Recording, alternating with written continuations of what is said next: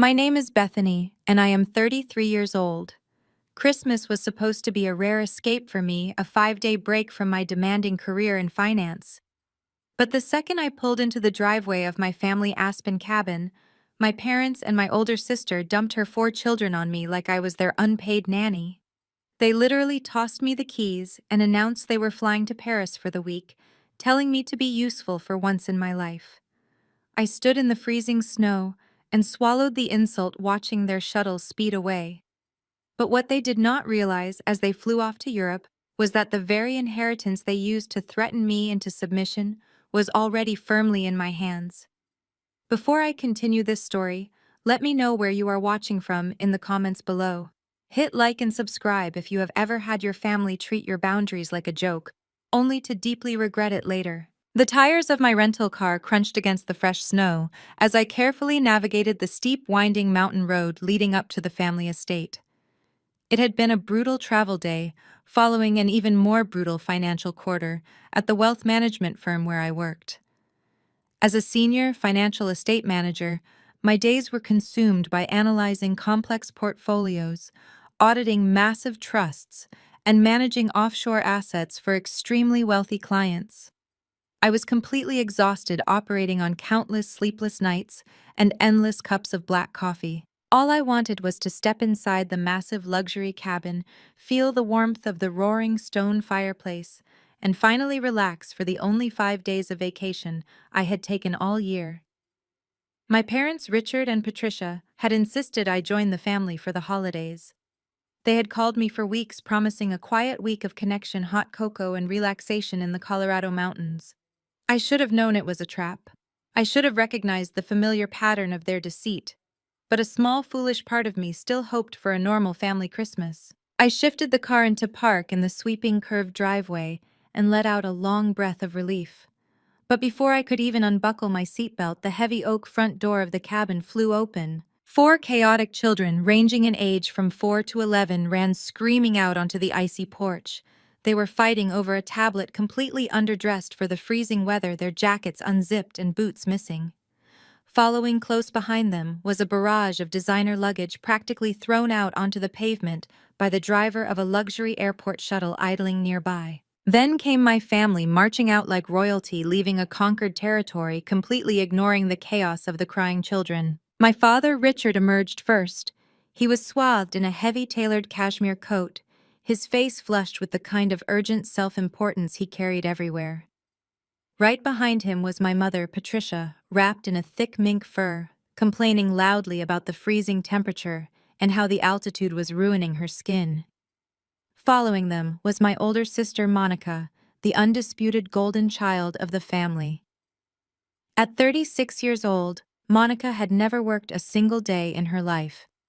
She was linking arms with her husband, Greg, a man whose primary occupation seemed to be failing upward, using my parents' money to fund his endless string of doomed business ventures. I stepped out of my car, the biting aspen wind hitting my face, completely confused by the scene unfolding before me. My father did not offer a hug, a handshake, or even a basic holiday greeting. Instead, he marched straight toward me and tossed a heavy ring of brass keys directly at my chest. I scrambled to catch them, the cold metal biting into my bare palms. "Good! The free help finally made it!" my father snapped, not even breaking his stride as he moved toward the waiting shuttle. He gestured to the driver to load the last of their massive leather suitcases. I stood there frozen by more than just the mountain air. "What is going on?" I asked, my voice rising over the sound of the idling shuttle engine and the shouting children on the porch. "Where are you all going?" Monica stopped and turned to face me. She adjusted a pair of oversized designer sunglasses on her face, completely ignoring the fact that we were standing in the middle of a blinding blizzard. A smug, familiar smirk played on her lips, a look she had perfected over decades of getting exactly what she wanted at my expense. "Do not look so dramatic, Bethany," Monica said, her tone dripping with intense condescension.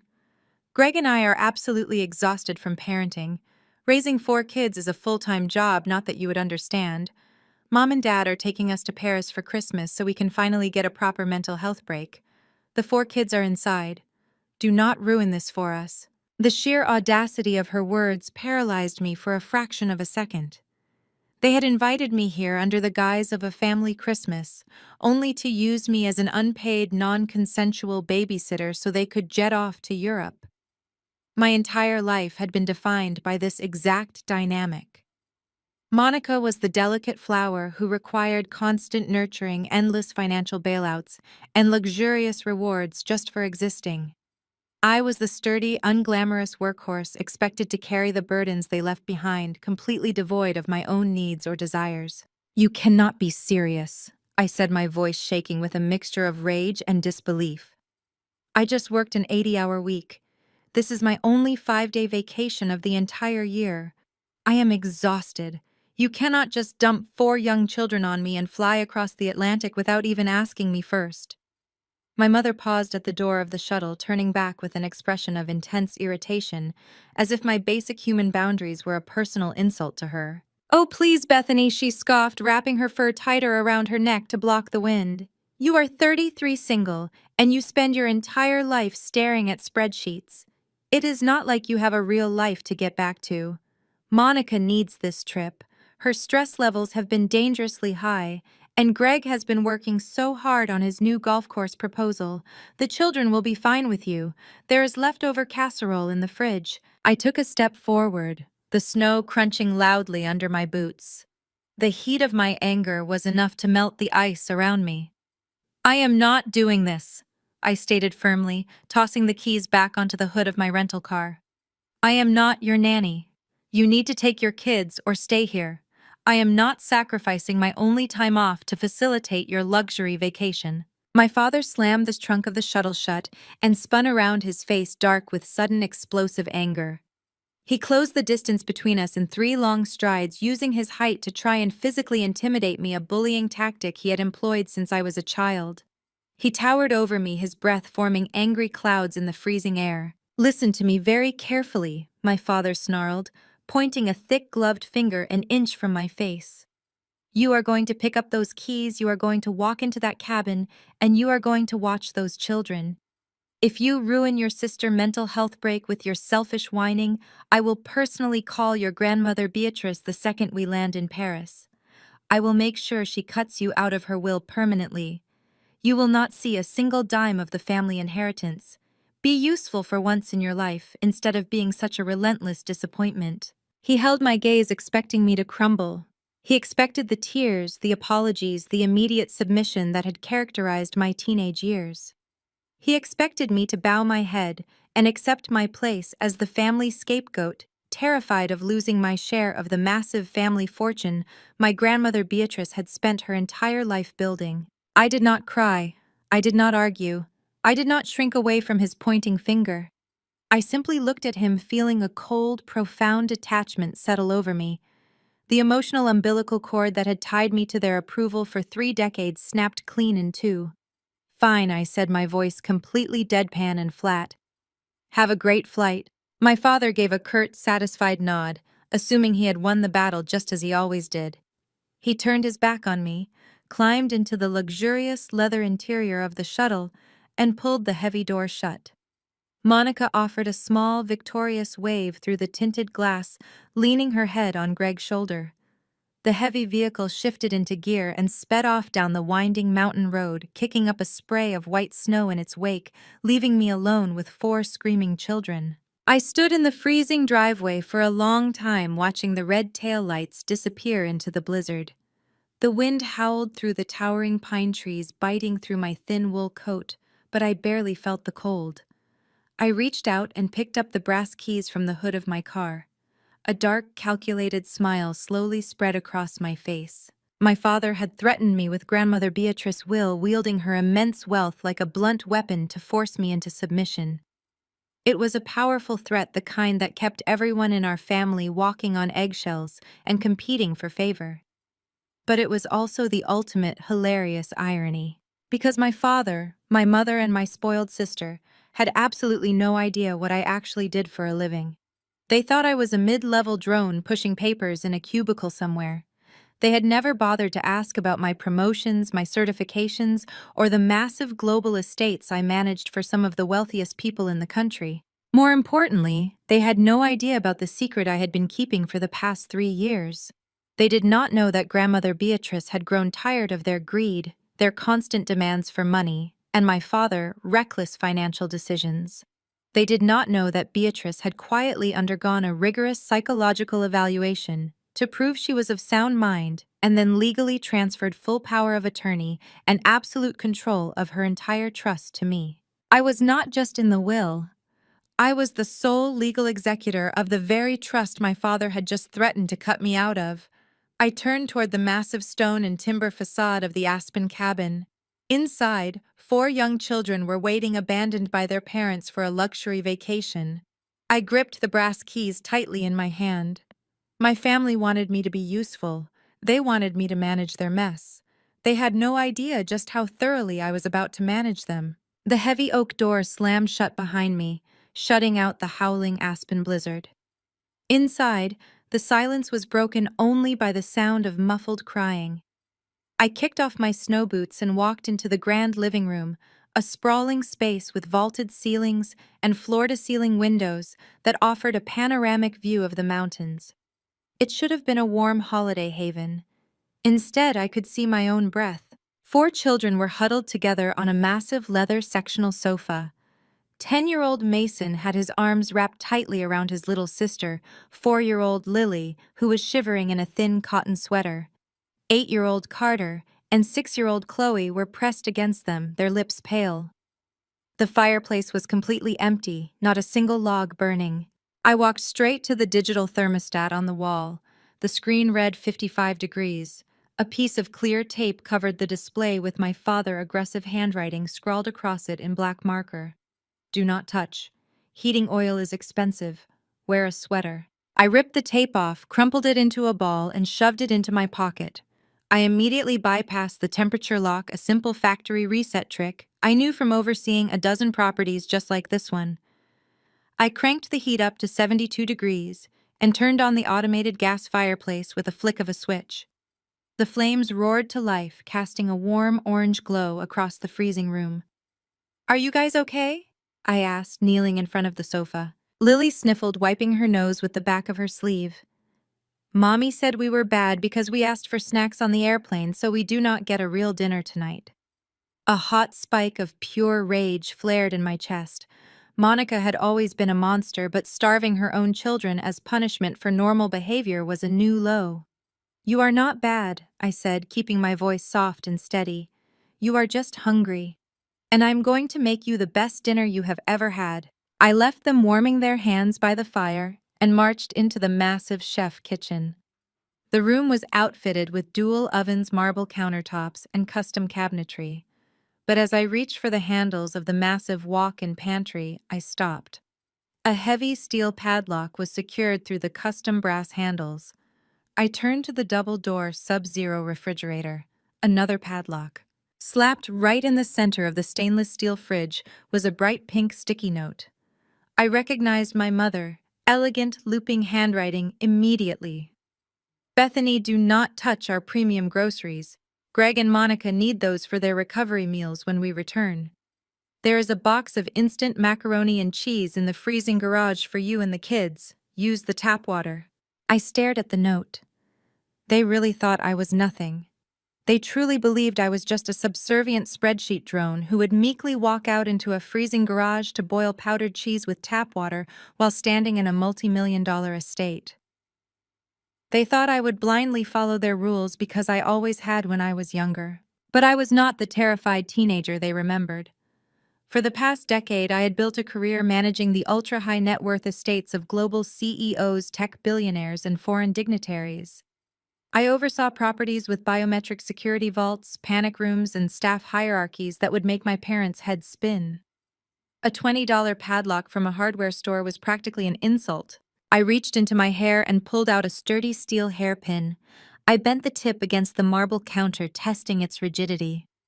I inserted the pin into the keyhole of the pantry lock, applying pressure to the tension cylinder while feeling for the pins.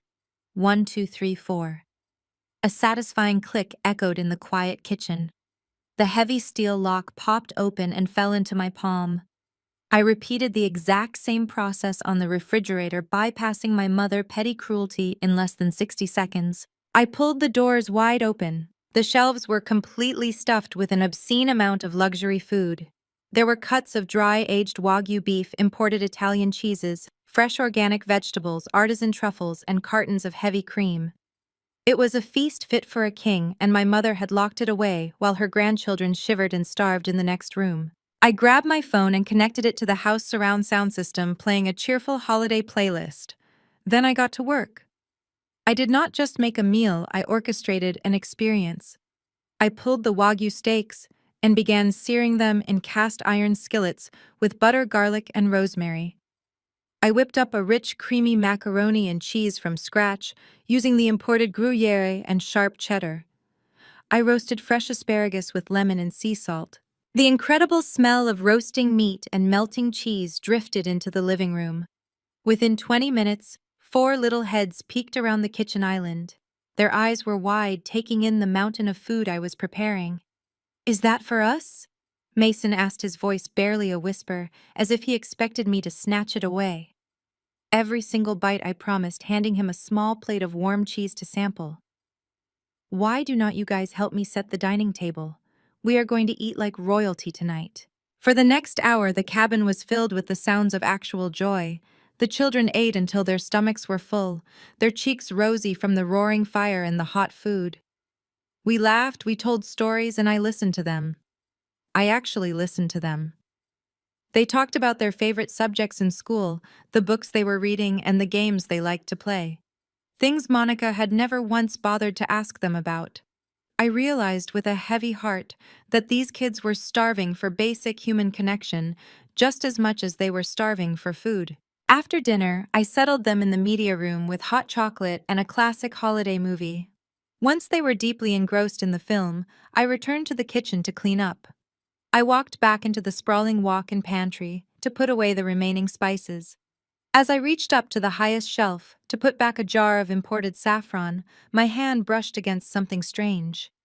It was a heavy, thick manila envelope shoved awkwardly behind a row of vintage wine bottles, clearly hidden in a rush. My financial instincts immediately flared. People who hide documents behind wine bottles usually have a very good reason to be terrified of them. I pulled the envelope down. It was completely stuffed with mail. The envelopes were unopened and addressed to my father, Richard. I flipped through the stack. They were all from a private offshore bank located in the Cayman Islands. I tore open the top envelope.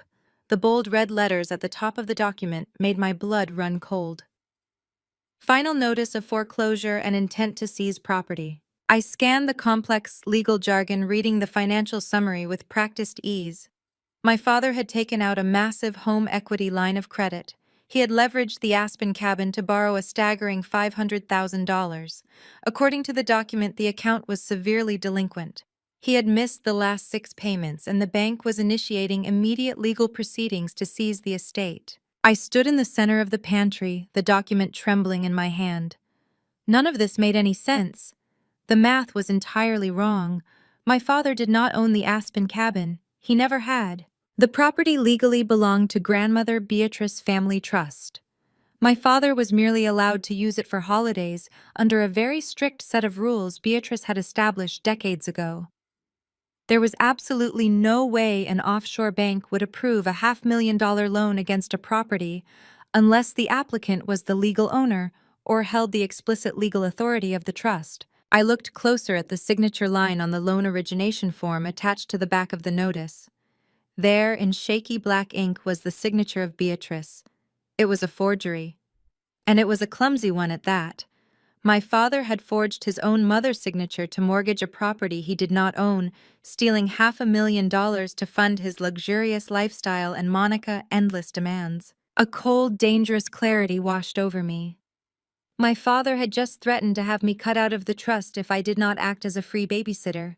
He thought he held all the power. He thought he was untouchable. He did not know that 3 years ago Grandmother Beatrice had secretly transferred complete legal control of her entire trust to me.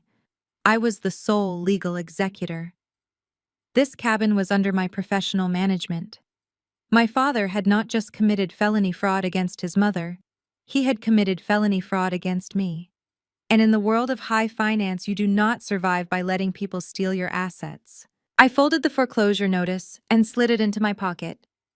The time for being the quiet, accommodating daughter was officially over. I turned off the pantry light. I had a lot of work to do. I left the massive kitchen and walked down the long, shadowed hallway toward the cabin private study.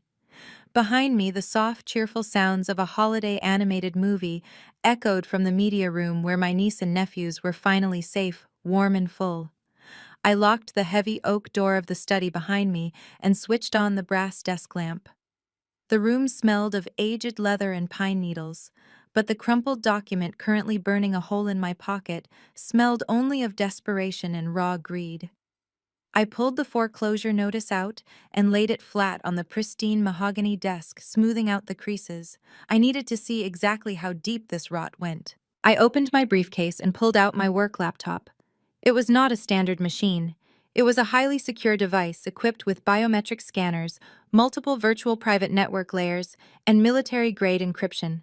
As I pressed my thumb to the scanner and logged into the secure portal, my mind traveled back to the exact day this all began. 3 years ago, my grandmother Beatrice called me into her primary lawyer office in downtown Manhattan. Beatrice was a terrifyingly formidable woman. She had built a massive real estate and investment empire entirely from scratch after my grandfather passed away unexpectedly. She was sharp, ruthless, and possessed an uncanny ability to see right through people. That afternoon, she looked across the polished granite conference table and told me exactly what she saw when she looked at our family. She saw my father Richard siphoning off minor trust dividends to cover his consistently terrible investments. She saw my mother Patricia demanding increased monthly allowances for ridiculous country club fees and cosmetic procedures. And she saw Monica, my older sister, acting as a bottomless pit of financial need, bleeding the family dry to maintain the illusion of a flawless high society life. Beatrice refused to let the empire she built be slowly dismantled by the very people waiting eagerly for her to die. So she took aggressive action. With quiet, calculated precision, Beatrice underwent a comprehensive battery of psychological evaluations by 3 independent board-certified psychiatrists. She obtained airtight medical documentation, proving beyond a shadow of a doubt that she was of completely sound mind. Once her mental competency was legally bulletproof, she executed a masterstroke. She entirely stripped my father of his future executor status. She drafted new ironclad documents and legally transferred full power of attorney alongside absolute operational control of the entire family trust directly to me. I was the only person in the family who had actually built my own career. I was the only one who respected the value of hard work and the only one she trusted to protect her legacy from their vultures. We sealed the documents and swore the attorneys to absolute secrecy. To my parents and my sister, I remained the boring spinster who stared at spreadsheets all day. In reality, I held the keys to their entire financial universe. Now sitting in the Aspen cabin my father claimed as his own personal playground, I accessed the primary trust database. My fingers flew across the keyboard, pulling up the property records for the Colorado estate. The cabin was held in a shielded corporate account owned entirely by Beatrice Trust. I cross-referenced the foreclosure notice with the bank routing numbers. The sinking feeling in my stomach rapidly hardened into solid ice. The documents populating on my screen painted a picture of brazen, reckless felony fraud. 6 months ago, my father had approached a questionable offshore lender. He had submitted property deeds, tax records, and a home equity line of credit application for $500,000. But because the property was owned by the trust, the application legally required the signature of the primary beneficiary or the legal executor. My father had bypassed me entirely because he did not even know I held the title. Instead, he had taken the documents to Beatrice. When she inevitably refused to sign them, handing him a firm rejection, my father had simply taken matters into his own hands. I stared at the scanned copy of the loan origination document glowing brightly on my laptop screen. It was an insultingly sloppy forgery. Beatrice had a sharp, angular signature shaped by decades of signing aggressive corporate contracts. The signature on the loan document was shaky, rounded, and clearly rushed. It was my father handwriting trying and failing to mimic his own mother. He had committed egregious identity theft and wire fraud to secure $500,000 against a property he had zero legal right to leverage. But the horror did not stop at the forged signature. As a financial estate manager, tracking hidden money across international borders was my specialty. I initiated a trace on the offshore funds following the digital breadcrumbs of the $500,000 to see exactly where it had vanished. I expected to find bad stock investments or failed real estate flips. The reality was much more pathetic. The money had not been invested. It had been utterly incinerated. I watched the transaction logs populate on my screen detailing a frantic, pathetic spending spree. The first major wire transfer was for $80,000 sent directly to a shell company owned by Greg, my perpetually failing brother-in-law. The memo line read consulting fees, but I knew exactly what it was. Greg had spent the last 5 years trying to launch a luxury golf apparel brand that existed entirely on paper. He used the stolen money to pay off his mounting credit card debts and lease a brand new Porsche he could not afford to put gas in. The next $100,000 had been funneled straight into Monica's personal checking account. I tracked the outbound transactions from her account with growing disgust. She had spent $30,000 on a massive kitchen renovation for her Connecticut home solely to impress a local lifestyle magazine editor. She dropped another $40,000 on designer handbags, custom diamond jewelry, and private Pilates instructors. She was treating a dying woman's stolen money like a bottomless cash machine to fund her illusion of superiority. But the final series of transactions made my jaw physically clench. Over the past 3 weeks, my parents had systematically drained the remaining funds to orchestrate their current European getaway. They had booked first-class tickets on Air France, reserved the penthouse suite at a five-star hotel overlooking the Eiffel Tower, and prepaid for exclusive dining experiences and private shopping tours across Paris. They had abandoned 4 innocent children in a freezing cabin, locked the food away to save pennies, and hopped on a plane funded entirely by felony theft. I leaned back in the heavy leather desk chair, the glow of the laptop illuminating the dark study. My family had always been toxic. They had always been selfish, greedy, and exceptionally cruel to me. But this was an entirely different level of transgression. This was not just a family dispute over holiday plans or petty insults thrown in a snowy driveway. This was a severe, catastrophic legal crisis. Because I was the sole legal executor of the trust, my name was fundamentally tied to the fiduciary management of the Aspen property. By forging a mortgage on a trust asset and defaulting on the payments, my father had not just triggered a foreclosure. He had triggered an event that would mandate a massive federal audit. When the offshore bank moved to seize the cabin, they would inevitably discover the discrepancy in the ownership records. The ensuing investigation would drag the entire trust into the spotlight. If the authorities believed I had been negligent in my duties as executor, or worse, if they suspected I was complicit in my father's embezzlement, my own professional licenses would be suspended immediately. The career I had spent 10 years building, the reputation I had forged through blood, sweat, and relentless dedication, could be completely destroyed by his reckless greed. My father thought he was merely funding a Parisian vacation. He did not realize he had just strapped a bomb to my professional life. A cold, familiar calm washed over me. It was the exact mindset I entered when a client faced a hostile corporate takeover. Emotion vanished, replaced entirely by cold, hard strategy. My family had crossed a line they could never uncross. They had threatened my livelihood, my reputation, and the legacy my grandmother had entrusted to me to protect. The gloves were officially off. I reached for my phone, my thumb hovering over the encrypted contact list. It was time to initiate the total destruction of their perfect lives. The heavy brass landline on the mahogany desk shattered the silence of the study before I could even reach for my cell phone. The shrill ring was startling. It was a relic of a phone, a direct, secure line my father insisted on keeping active exclusively for his most sensitive offshore banking calls. It ringing on Christmas Eve was highly unusual. I slowly lowered my hands from the keyboard and stared at the blinking red light on the console. Only 3 people in the world had this private number. I reached out and lifted the heavy receiver, pressing it to my ear. I did not say a word. "Richard, are you finally settling in?" came a sharp, aristocratic voice. The tone was crisp, demanding, and completely unmistakable. It was Grandmother Beatrice. She was calling from her estate in Palm Beach, Florida, fully expecting to exchange hollow holiday pleasantries with her golden son. I took a slow breath, letting the reality of the moment settle over me. "It is not Richard, Grandmother," I said, my voice perfectly steady in the quiet room. The silence on the other end of the line was immediate and thick. I could practically hear the gears turning in her sharp 90-year-old mind. Beatrice did not miss a single detail.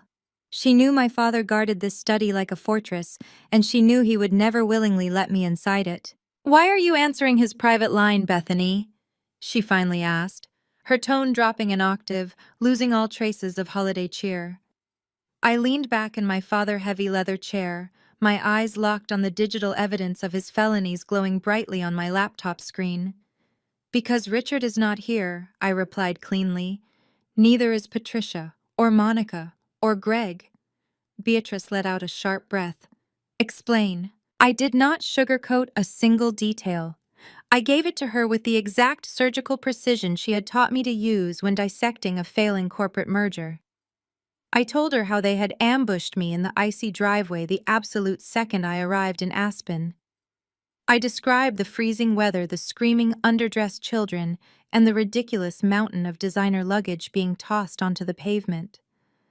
I relayed Monica exact words about needing a mental health break from parenting and how my father had directly threatened to have me permanently cut out of your will if I refused to be their unpaid holiday nanny. I heard the sharp clink of ice hitting crystal on the other end of the line. Beatrice was fixing herself a drink. She was not a woman prone to emotional outbursts or hysterics. She processed betrayal like a 5-star general surveying a battlefield. "They left 4 young children behind to fly to Paris," she stated, stating the facts aloud to process the sheer audacity. "Yes," I confirmed, "but that is not the worst part, Grandmother." I walked inside to find the thermostat locked at 55 degrees to save money on heating oil. When I went to the kitchen to cook a meal for your hungry great-grandchildren, I found the pantry and the main refrigerator secured with heavy steel padlocks. My mother left a sticky note telling me to feed them boxed macaroni, using tap water so we would not touch their premium imported groceries. A harsh, bitter laugh escaped Beatrice's lips. The absolute arrogance of Patricia, to lock away food from children in a house she does not even own. "I assume you broke the locks, Bethany." Within 60 seconds, I told her. But when I was putting away the cooking supplies, I found a stack of hidden mail stuffed behind some vintage wine bottles. I paused, letting the weight of what I was about to say hang in the air between us. Beatrice and I shared a unique bond.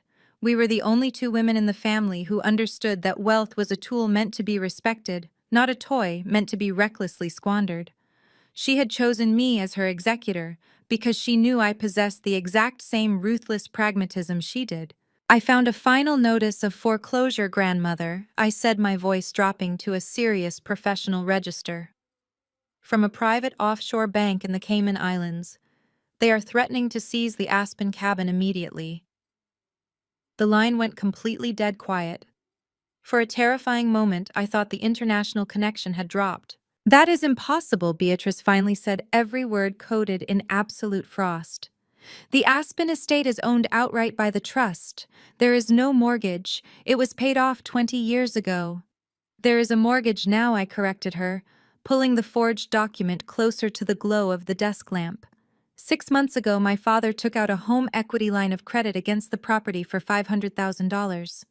He bypassed me completely and submitted the application directly to the offshore lender. He cannot do that without the signature of the legal executor or the primary beneficiary," she countered sharply. "I know," I said, tracing the shaky ink on the paper. "He forged your signature, Grandmother. He faked your authorization to leverage a property he does not legally own, and he is currently 6 months delinquent on the payments." The silence returned heavier this time. I could hear the winter storm howling against the massive windows of the cabin, a violent reflection of the storm brewing across the phone line. Beatrice was a matriarch who demanded absolute loyalty and terrifying obedience. To steal from her was foolish. To forge her signature on a federal banking document was a complete death wish. "Where is the money, Bethany?" she asked, her voice remarkably calm. It was not the calm of forgiveness. It was the terrifying stillness of a predator that had just locked onto its prey. "I have been tracking the wire transfers for the past hour," I explained, pulling up my digital dossier. "He has completely drained the account. He wired $80,000 to a shell company owned by Greg, masking it as consulting fees for that fake golf apparel brand. He sent $100,000 directly to Monica's personal checking account, which she immediately spent on a kitchen renovation and designer bags. The rest of the funds were systematically burned over the last 3 weeks to pay for their first-class tickets, penthouse suites, and private shopping tours in Paris. They are funding a luxury European vacation using money they stole from me," Beatrice stated. "Yes," I said. "And because the property is technically under my legal management as the executor, his forged loan puts my professional licenses at severe risk. If the bank initiates a federal audit, I will be dragged into a massive fraud investigation."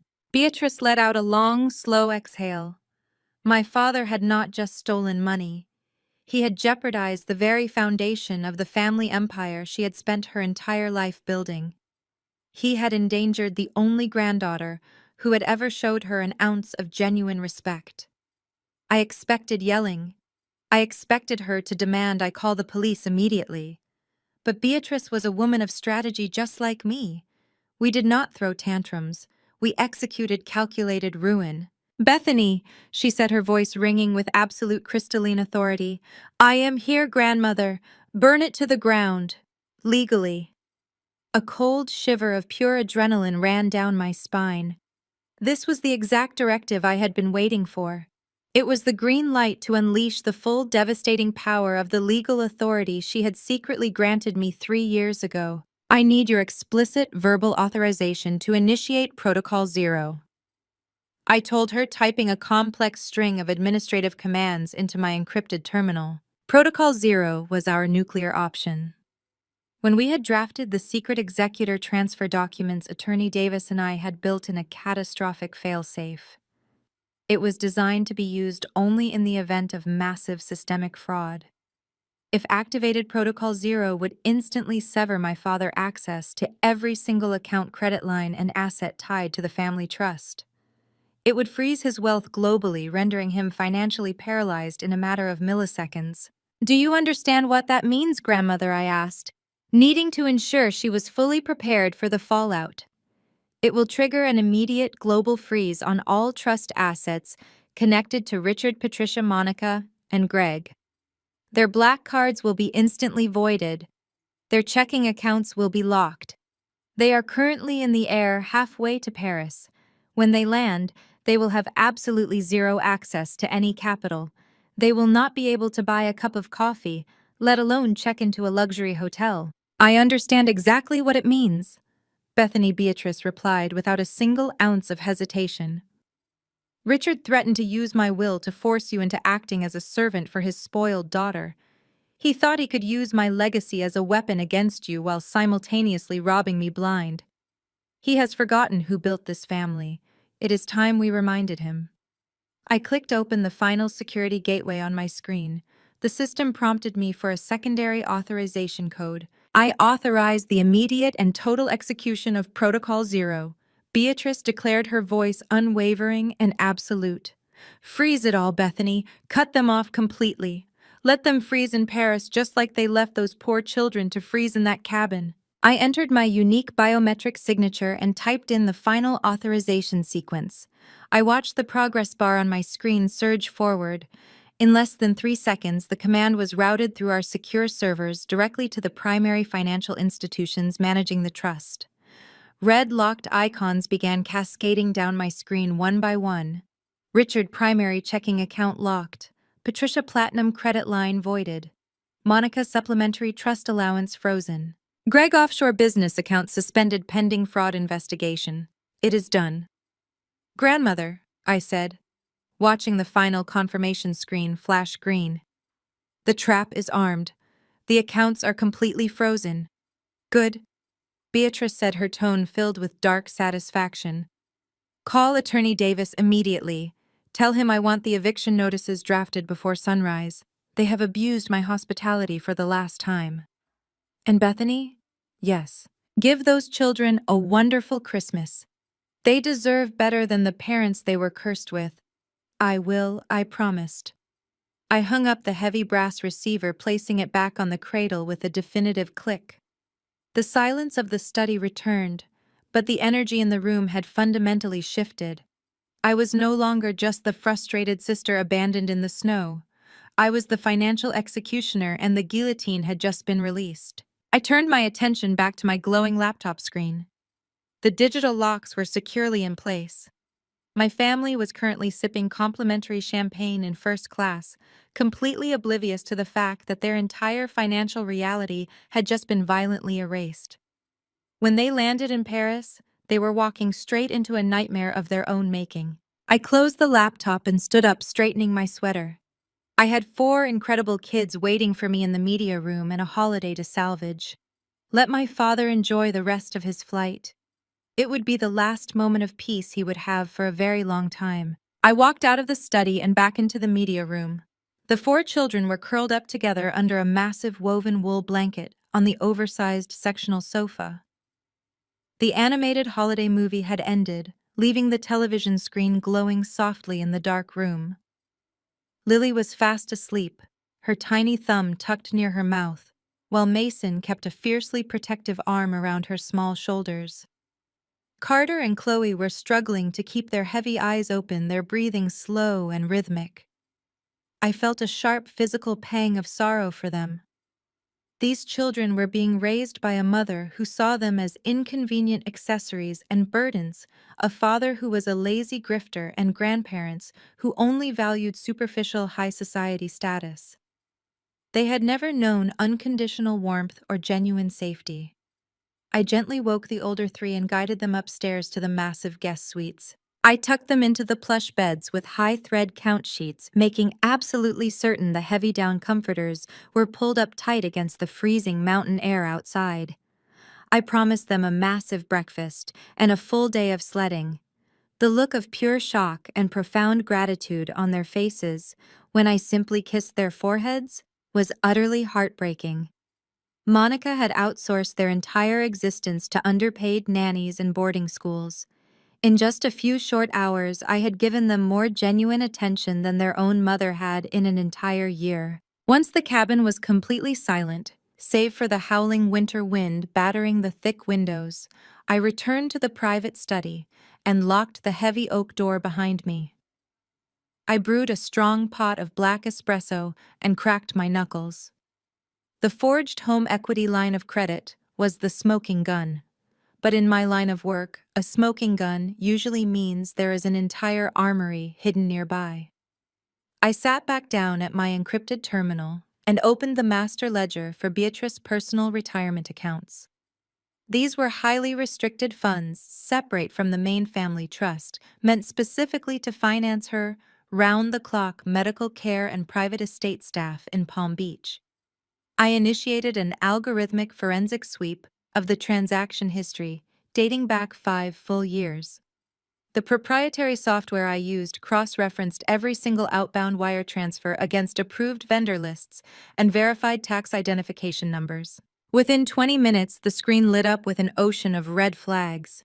The sheer volume of discrepancies was staggering. My father had not just made a one-time desperate mistake with the Aspen cabin. He had been running a systematic, highly sophisticated embezzlement ring for half a decade. I started pulling individual invoices and matching them to international bank routing numbers. Richard had set up a complex web of ghost vendors, billing Beatrice retirement accounts for exorbitant services that were never actually rendered. There were massive recurring charges for phantom landscaping crews, imaginary legal retainers, and bogus offshore medical equipment providers. I traced the routing numbers through the global banking registry, bypassing the flimsy privacy shields they had purchased. Every single one of these shell companies eventually funneled back to a master holding account registered in a blind trust in Delaware. The registered agent for that holding account was Gregory Thomas, my chronically unemployed brother-in-law. The scale of the theft was breathtaking. $3.2 million had been systematically siphoned out of my grandmother's accounts over 5 years. My father had used his position as the former executor to blindly authorize the payments, and Greg had set up the corporate structures to launder the cash clean. They had washed the money and distributed it directly among themselves. That was exactly how my parents afforded their endless luxury Mediterranean cruises, their exclusive private club memberships, and their custom-tailored wardrobes. That was how Monica afforded her fleet of imported luxury vehicles and her endless series of cosmetic surgeries. They were living the lives of billionaires by secretly draining the financial lifeblood of an elderly woman who had trusted them to protect her. I spent the next 6 hours meticulously building an ironclad digital dossier. I captured screenshots of every forged invoice, downloaded every encrypted transaction log, and traced every single IP address used to authorize the fraudulent transfers. I compiled the massive mountain of evidence into a secure file, linking each stolen dollar directly to the lavish purchases my family had proudly displayed on their social media accounts over the years. I worked with the cold mechanical precision of a surgeon removing a malignant tumor. There was no room for hesitation or emotion. There was only the raw data, and the data demanded absolute catastrophic justice. By the time the sun began to peek over the snow-capped Aspen peaks, casting a brilliant pink and orange glow through the study windows, my trap was fully constructed. I closed the laptop and walked into the kitchen. I needed to keep the children completely insulated from the incoming storm. I spent the next hour preparing a massive traditional mountain breakfast. I cooked thick-cut maple bacon buttermilk pancakes entirely from scratch and scrambled fresh farm eggs with sharp cheddar cheese. The incredible smell of real hearty food wafted up the grand staircase. Soon, 4 sleepy heads appeared in the kitchen doorway. They looked incredibly hesitant, as if they expected to be yelled at simply for waking up. "Good morning," I said, flashing them a bright, warm smile. "Grab a plate and sit down. The absolute rule in this cabin is you have to eat until you cannot move." Lily let out a small, delighted giggle and ran toward the kitchen island, climbing onto a tall wooden stool. For the next hour, the kitchen was filled with the beautiful sounds of scraping forks, pouring syrup, and happy chatter. Chloe told me all about her favorite art class, while Carter bragged about his exceptional snow fort building skills. Mason, the oldest, looked at me with a cautious, profound gratitude that no 10-year-old should ever have to express. "Thank you, Aunt Bethany," he whispered when the younger ones were distracted by the hot chocolate station I had built. "Mom usually just tells us to drink tap water if we are hungry before noon because she is sleeping." My heart shattered for him, but I kept my smile completely steady. "You are safe here, Mason," I promised him, pouring him another glass of orange juice. "Eat up. We are going to build the biggest snow fortress the state of Colorado has ever seen today." After they were fed and bundled up in the expensive insulated snow gear Monica had actually bothered to pack for them, I sent them out to the enclosed, secure backyard. I watched them through the glass for a moment, making sure they were laughing and throwing snowballs. Then I returned to the private study. The time for quiet preparation was over. It was time to pull the trigger. I picked up my cell phone and dialed a private secure mobile number. It was early in New York, but I knew he would answer. Attorney Marcus Davis was the senior partner at the most ruthless corporate litigation firm in Manhattan. He was also the aggressive co-manager of Beatrice Trust, and a man who treated financial fraud as a deeply personal insult. Davis, speaking his gruff, intimidating voice, barked over the line. "Marcus, it is Bethany," I said, my tone perfectly matching his intensity. "I need you to open the secure legal portal right now. I just uploaded a priority red file." I heard the sound of a ceramic coffee cup hitting a wooden desk, followed by the rapid, aggressive clacking of a mechanical keyboard. A heavy moment of silence passed as he accessed the encrypted dossier I had compiled overnight. Then a low, dangerous whistle echoed through the phone speaker. "Good Lord, Bethany." he muttered, his tone shifting from morning fatigue to razor-sharp legal focus. I am looking at $3.2 million in orchestrated wire fraud and a $500,000 forged home equity loan. Your father and your brother-in-law have been running a highly illegal criminal syndicate. They systematically drained her personal retirement accounts to fund their lavish lifestyle. I confirmed, staring out the window at the children playing innocently in the snow. And they used the Aspen cabin to secure the latest massive loan. My father explicitly forged Beatrice's signature on the federal banking documents to get the cash for their Paris trip. Marcus was quiet for a long moment, processing the staggering legal magnitude of the situation. This is not just a civil matter, Bethany. This is federal wire fraud, elder financial abuse, and grand bank fraud. They are looking at decades in a federal penitentiary. I am fully aware, I said coldly. But before we involve the federal authorities, I want to know exactly what our immediate civil options are. They are currently landing in Paris, and I initiated Protocol Zero last night. Their accounts are completely frozen, but I want to recover the stolen assets immediately. I heard Marcus shuffle thick files on his desk, a dark chuckle escaping his lips. Because your father used trust assets to commit felony fraud, and because you are the sole legally appointed fiduciary executor, you have exceptional unilateral authority here. The law allows for immediate aggressive asset reclamation to mitigate severe damages to a targeted trust. He paused for effect, his voice dropping into a deadly serious professional register.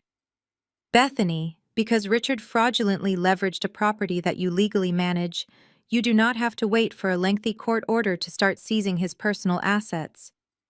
You have the immediate legal right to place massive liens and seize absolutely all properties he claims to own to cover the stolen millions. I smiled, a cold, hard, extremely satisfied smile. Starting with what, Marcus? Starting with the very cabin you are sitting in, Marcus said. It may technically be a trust property, but we can officially revoke his lifetime usage rights today. And then we legally evict his entire household from their primary Connecticut mansion by tomorrow morning. The gloves are completely off. I hung up the heavy brass receiver of the private landline, feeling a profound sense of absolute peace settling over me. The legal machinery was officially in motion, and there was absolutely nothing my father could do to stop it. Marcus Davis was a pit bull in a tailored suit, and once he had the green light to initiate asset seizure, he moved with terrifying speed. By tomorrow morning, my parents would be legally locked out of their primary Connecticut residence. But today, I had a much more important job to do. I left the dimly lit study and walked back out into the sprawling living room. The massive stone fireplace was still roaring, pumping glorious heat into the vaulted space. The four children were exactly where I had left them, but the tension that had gripped their small bodies earlier had completely vanished. I spent the next 2 hours focusing entirely on them. We bundled up in the expensive, insulated snow gear Monica had packed and marched out into the pristine Aspen snow. I was not a ruthless financial manager holding the keys to a global estate. I was just Aunt Bethany. We had a ruthless snowball fight that ended with me being tackled into a massive snowbank by 8-year-old Carter. We built a snowman that stood taller than 6-year-old Chloe, using baby carrots for the smile and a spare cashmere scarf I found in the hall closet for its neck. I watched 10-year-old Mason pull his little sister Lily on a plastic sled, laughing so hard his breath formed massive white clouds in the freezing air. It hit me then with staggering clarity that this was likely the very first time these children had ever been allowed to act like normal, carefree kids. They were not being posed for a curated social media holiday post. They were not being hushed or told to sit still so they would not ruin their designer outfits. They were just happy. Monica had profoundly failed them. She viewed her children as inconvenient accessories, treating motherhood like a burdensome chore that took time away from her spa appointments and luxury shopping sprees. My parents were no better, enabling her narcissism and treating the kids like noisy annoyances. As I watched Lily throw a handful of snow at her older brother, I made a silent, ironclad vow. I would protect these kids from the toxic financial wasteland their parents had created. They were going to have a real Christmas, even if I had to burn their parents' entire empire to the ground to finance it. Around noon, we stomped back inside, kicking off wet boots and shedding heavy coats. I set them up on the massive living room rug with a classic board game and 4 oversized mugs of hot cocoa topped with an obscene amount of marshmallows. Once they were deeply engrossed in their game, I stepped back into the private study and locked the oak door. It was mid-afternoon in Paris. Christmas Eve shopping was in full swing along the Avenue Montaigne and the Champs-Élysées. I logged back into my highly encrypted work laptop and opened the live transaction monitor for the family accounts. Protocol Zero was an absolute total blackout, but the banking system still logged every single attempted transaction in real time. I poured myself a fresh cup of black coffee and leaned back in my father-heavy leather desk chair. I wanted a front row seat to their humiliation. The screen remained dark and quiet for 10 minutes. Then a bright red alert flashed across the digital ledger. It was a charge attempt at an exclusive designer boutique on Avenue Montaigne. The amount was €12,400. The status indicator blinked rapidly before turning solid crimson. Declined. Account frozen. My lips curved into a sharp, satisfied smile. I could perfectly picture the scene unfolding thousands of miles away across the Atlantic Ocean. Monica would be standing at a pristine glass checkout counter, surrounded by towering stacks of signature matte black shopping bags. She would be wearing her oversized sunglasses indoors, tapping her perfectly manicured nails impatiently on the glass, while the impeccably dressed French clerk ran her heavy titanium card through the terminal. She expected the familiar approving nod. Instead, she got a polite but firm rejection. A second alert popped up on my screen.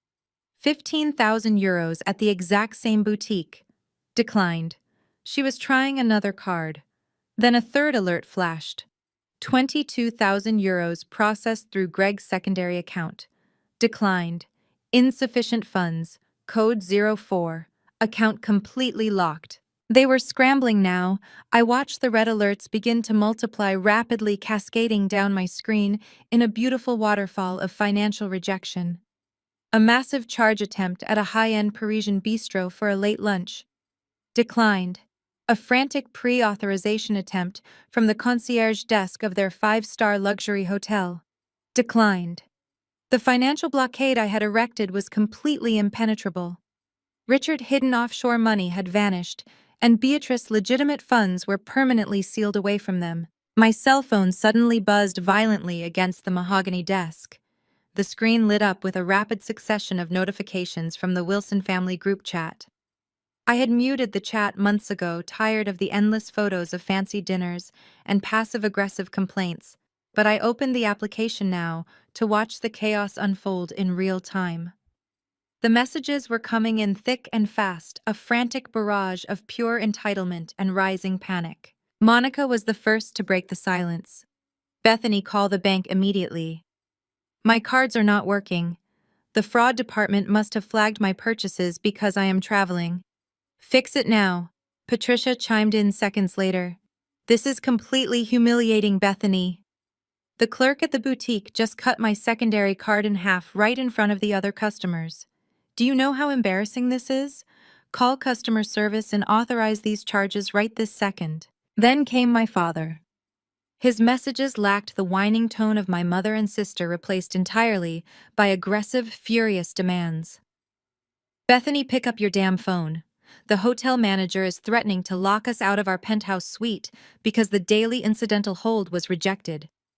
Did you mess with the accounts before we left?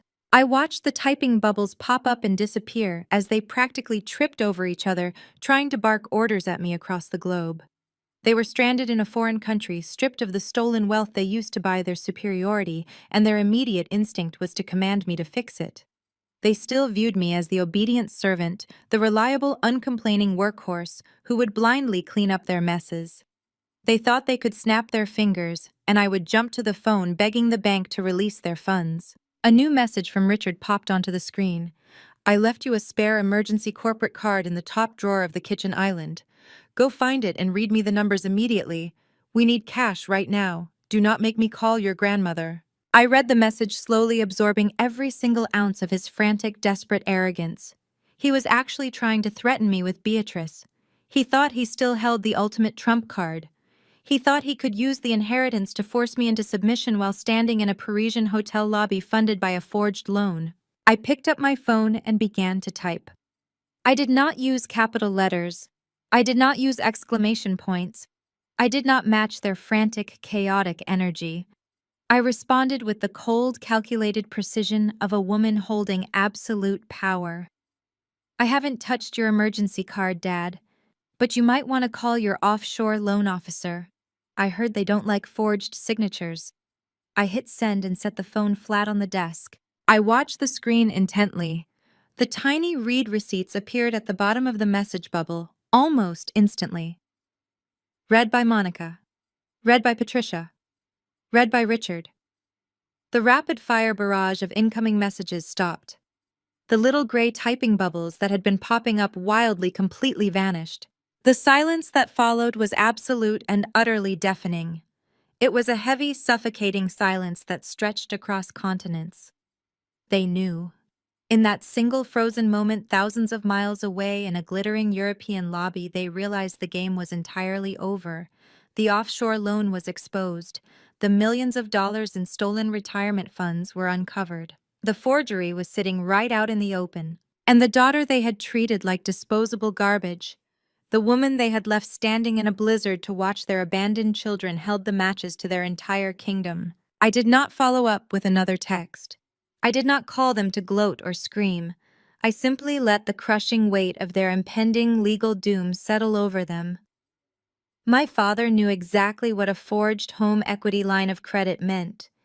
He knew the federal penalties for wire fraud and elder financial abuse. He knew that if I had found the offshore notice, I had likely found everything else.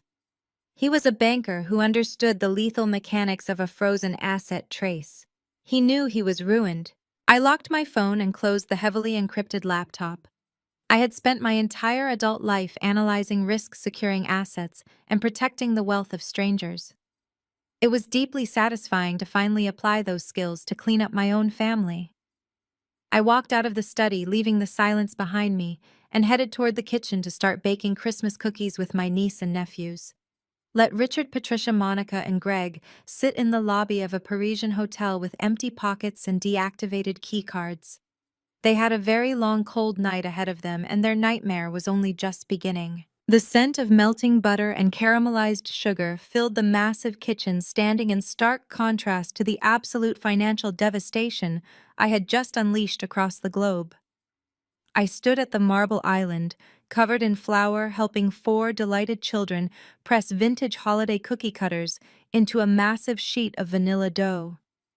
Carter was strategically placing silver sprinkles onto a star, while little Lily focused intensely on covering a gingerbread man with thick green icing. The sound of their genuine, uninhibited laughter echoed off the timber ceilings. They were completely oblivious to the fact that their parents were currently stranded in a foreign country, stripped of every single asset they possessed. My personal cell phone began to vibrate violently against the marble countertop. It rattled against a bag of powdered sugar, demanding immediate attention. I glanced down at the glowing screen. Richard. The calls had been coming in back to back for the last 10 minutes. I had ignored the first 5, simply enjoying the rhythmic buzzing as a physical manifestation of their rising panic. But I knew my father. He was a man who refused to be ignored. If I did not answer, he would start calling the local police to do a wellness check just to force me to pick up the phone. I wiped the sticky dough from my hands using a kitchen towel and smiled warmly at the kids. "Mason, keep an eye on the oven for me," I said, keeping my voice light and cheerful. "I need to take a quick work call. I will be right back." Mason nodded seriously, taking his newly appointed responsibility with intense dedication. I walked out of the warm kitchen and made my way down the long corridor, stepping back into the private study. I closed the heavy oak door, completely shutting out the sounds of the holiday music playing in the living room. I walked over to the large windows overlooking the snow-covered driveway, watching the blizzard rage outside. I took a deep, steadying breath and swiped the green button on my screen, pressing the phone to my ear. I did not say hello, I just listened. "Bethany, what the hell did you do?" roared my father. His voice was absolutely unhinged. The smooth, aristocratic polish he usually employed was completely gone, replaced by the frantic, aggressive bark of a cornered animal. Through the speaker, I could hear the chaotic sounds of a busy Parisian street. Horns were blaring loudly, and people were shouting in French in the background. It sounded exactly like the panic I had envisioned. I did exactly what my duties as fiduciary executor required me to do. "Dad," I replied, my tone eerily calm against his raging volume. "I secured the trust against active fraudulent activity." "Do not give me that corporate legal nonsense," he screamed, the sound of passing traffic nearly drowning him out. "I do not know what insane conspiracy theory you have cooked up in your head, but you are going to call the bank and lift this ridiculous freeze right this second. The manager at the George V is threatening to literally throw our luggage onto the street because the incidental hold declined. The boutique confiscated my black card. Do you have any idea what kind of humiliation you are putting us through?" I traced a finger against the cold glass of the window. "I think you are putting yourselves through it, Richard. You forged a federal banking document. You stole $3.2 million from Beatrice over 5 years. Did you honestly think you could use my name as the managing executor to shield your embezzlement forever?" There was a fraction of a second where his breathing hitched. It was the microscopic pause of a guilty man realizing his absolute worst nightmare had just been confirmed. But narcissists do not apologize when they are caught. They simply double down. "Listen to me, you ungrateful little brat," he snarled, dropping any pretense of denial. "You are going to open your banking app and wire $20,000 to Greg's secondary account right now. I know you have it. You have been hoarding that little savings account from your consulting jobs for years. Wire it immediately so we can pay for this luxury hotel and get our bags back inside. When we get home, we will deal with this ridiculous misunderstanding, but right now, I need cash." I actually laughed out loud in the quiet study. The sheer staggering audacity of the man was almost impressive. He had been caught stealing millions, and his immediate instinct was to demand I empty my own hard-earned savings to fund the remainder of his stolen European vacation.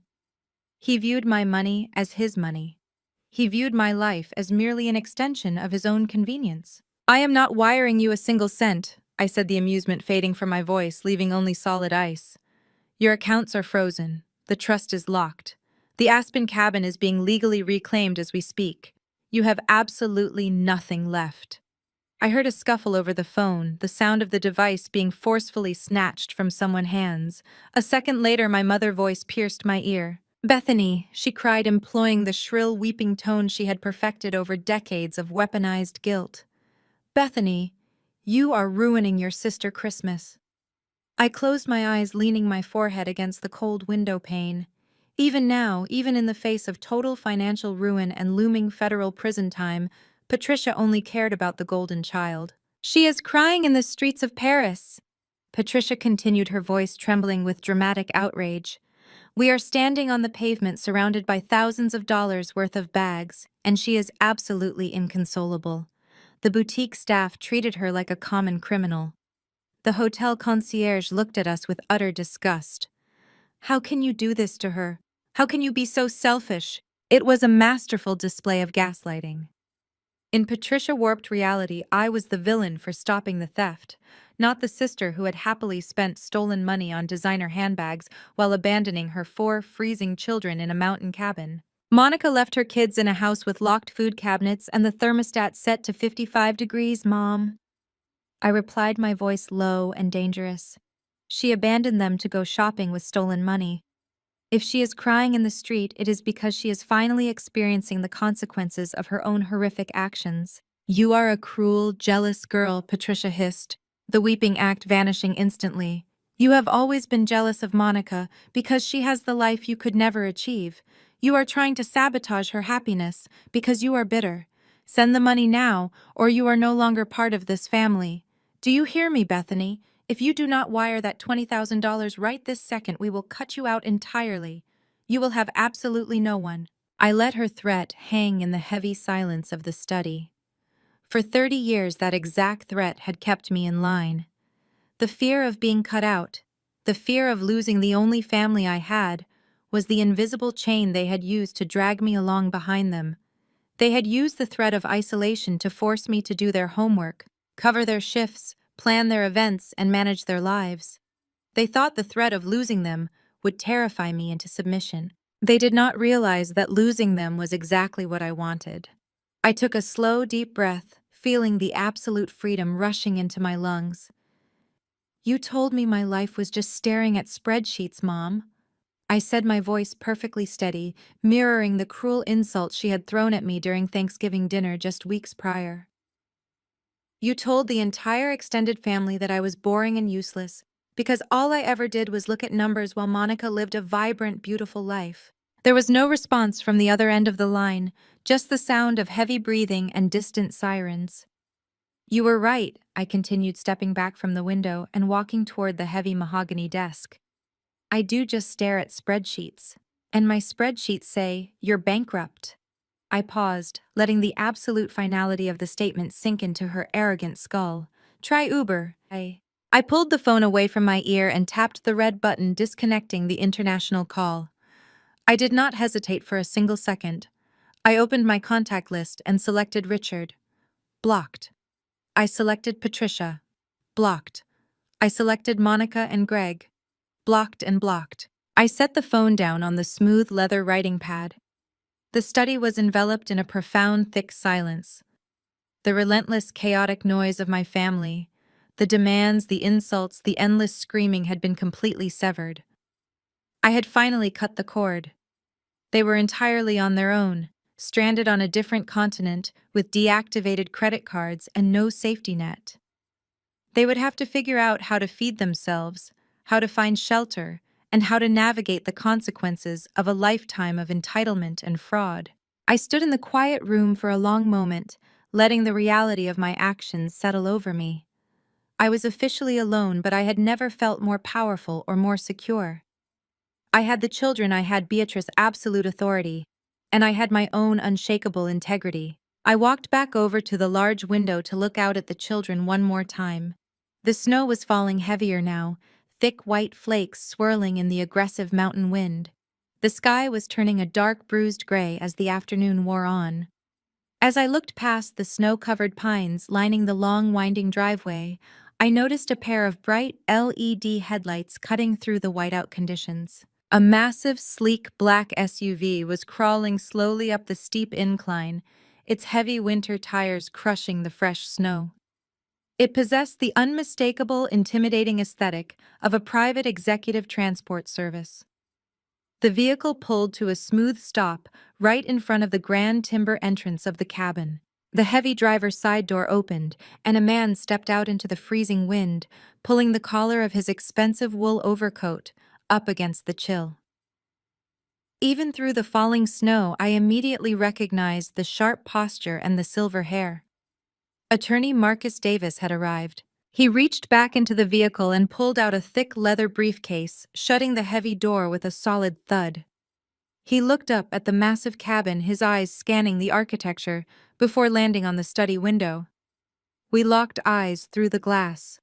He gave a single curt nod, a silent acknowledgement that the war had officially moved from the digital realm into the physical world. I turned away from the window and smoothed the front of my sweater. I unlocked the heavy oak study door and walked out into the grand foyer to let him in. The trap was sprung, the assets were frozen, and the legal executioner had just arrived to deliver the final killing blow. Marcus stepped across the threshold, bringing a sharp gust of freezing Rocky Mountain air into the warm foyer. He stamped the heavy snow from his polished leather boots and shrugged off his cashmere overcoat. He was not a man who ever traveled alone when millions of dollars were on the line. Directly behind him stepped two individuals dressed in dark, immaculate business suits, carrying heavy, reinforced Pelican cases. They moved with the silent, synchronized efficiency of a military tactical unit. I closed the heavy front door against the howling blizzard and locked the deadbolt. Bethany Marcus said, his voice echoing slightly in the grand entryway. "This is Hayes and Miller. They are the top forensic auditors from my Manhattan firm. We took the firm private jet into the county airport the absolute second I verified the offshore documents you uploaded. Beatrice gave me explicit instructions while I was in the air. We are to leave absolutely nothing standing. I nodded, feeling a profound sense of validation. Bring them into the study, I said, leading the way down the corridor. The children are in the media room watching another movie. I want to keep this entire operation completely insulated from them. Marcus signaled to his auditors, and they followed us into the private study, closing the heavy oak door firmly behind them. The two auditors immediately set their reinforced cases on the massive conference table on the far side of the room. They popped the latches and began extracting high-grade decryption hardware and specialized satellite uplinks, establishing a secure standalone network that completely bypassed the cabin standard internet connection. Marcus did not waste a single second on holiday pleasantries. He walked directly to my mahogany desk, unclasped his leather briefcase, and began pulling out thick stacks of legal documents marked with urgent red flags. He laid them out across the leather writing pad, aligning them with absolute geometric precision. You initiated Protocol Zero and established the preliminary financial blockade, Marcus said, unclicking a heavy gold fountain pen and handing it to me. That stopped the bleeding. Now we perform the amputation. Because Richard actively utilized trust assets to commit a federal felony, you are no longer just the secret fiduciary executor. You are the emergency conservator of the entire estate. That means every single property, every single vehicle, and every single bank account tied to the trust is now under your direct unilateral control. He tapped the first stack of papers with a manicured index finger. These are emergency injunctions. He explained, his tone ruthlessly professional. Richard forged Beatrice's signature to leverage this exact property. That specific act of fraud nullifies his lifetime usage rights to any trust asset. Sign here, here, and here. By signing these, you are legally evicting Richard, Patricia, Monica, and Greg from the Aspen estate, effective immediately. I took the gold pen. The metal felt heavy and cold against my skin. I did not hesitate. I pressed the nib to the thick paper and signed my name with sharp, definitive strokes. Marcus slid the second stack of documents forward. This injunction is for the primary mansion in Connecticut. The property is owned outright by the trust. They simply live there as beneficiaries. You are officially revoking their residency. When they eventually drag themselves back to the East Coast, their keys will not work, and a private security firm will be waiting to hand them their legally mandated 30-day notice to retrieve their personal belongings under armed supervision. Sign here. I signed the second stack, feeling a dark, powerful thrill radiating through my chest. For 30 years, I had lived under the tyrannical rule of a father who belittled me and a mother who viewed me as a convenient servant. With a few strokes of a pen, I was dismantling the very foundation of their arrogant existence. Hayes, one of the forensic auditors, spoke up from the conference table without looking away from his glowing monitors. Miss Wilson, I have successfully synced with your terminal. I am pulling the full transaction logs from the Delaware shell companies now. Your initial trace was flawless. We have legally verified the $3.2 million embezzlement. I am currently routing the evidence directly to the federal banking regulators. The offshore accounts Greg was using to launder the cash are now permanently seized by international authorities. Excellent work, Hayes, Marcus said. Then he turned his sharp gaze back to me. Now, Bethany, we secure the physical perimeter. You manage the ground-level operations. I will manage the asset recovery. I pulled my cell phone from my pocket and dialed a local Aspen security contractor. In a town filled with billionaires and massive vacation estates, premium emergency services were always available if you were willing to pay the exorbitant price. I authorized a triple-time holiday fee using the Trust Secure operational account.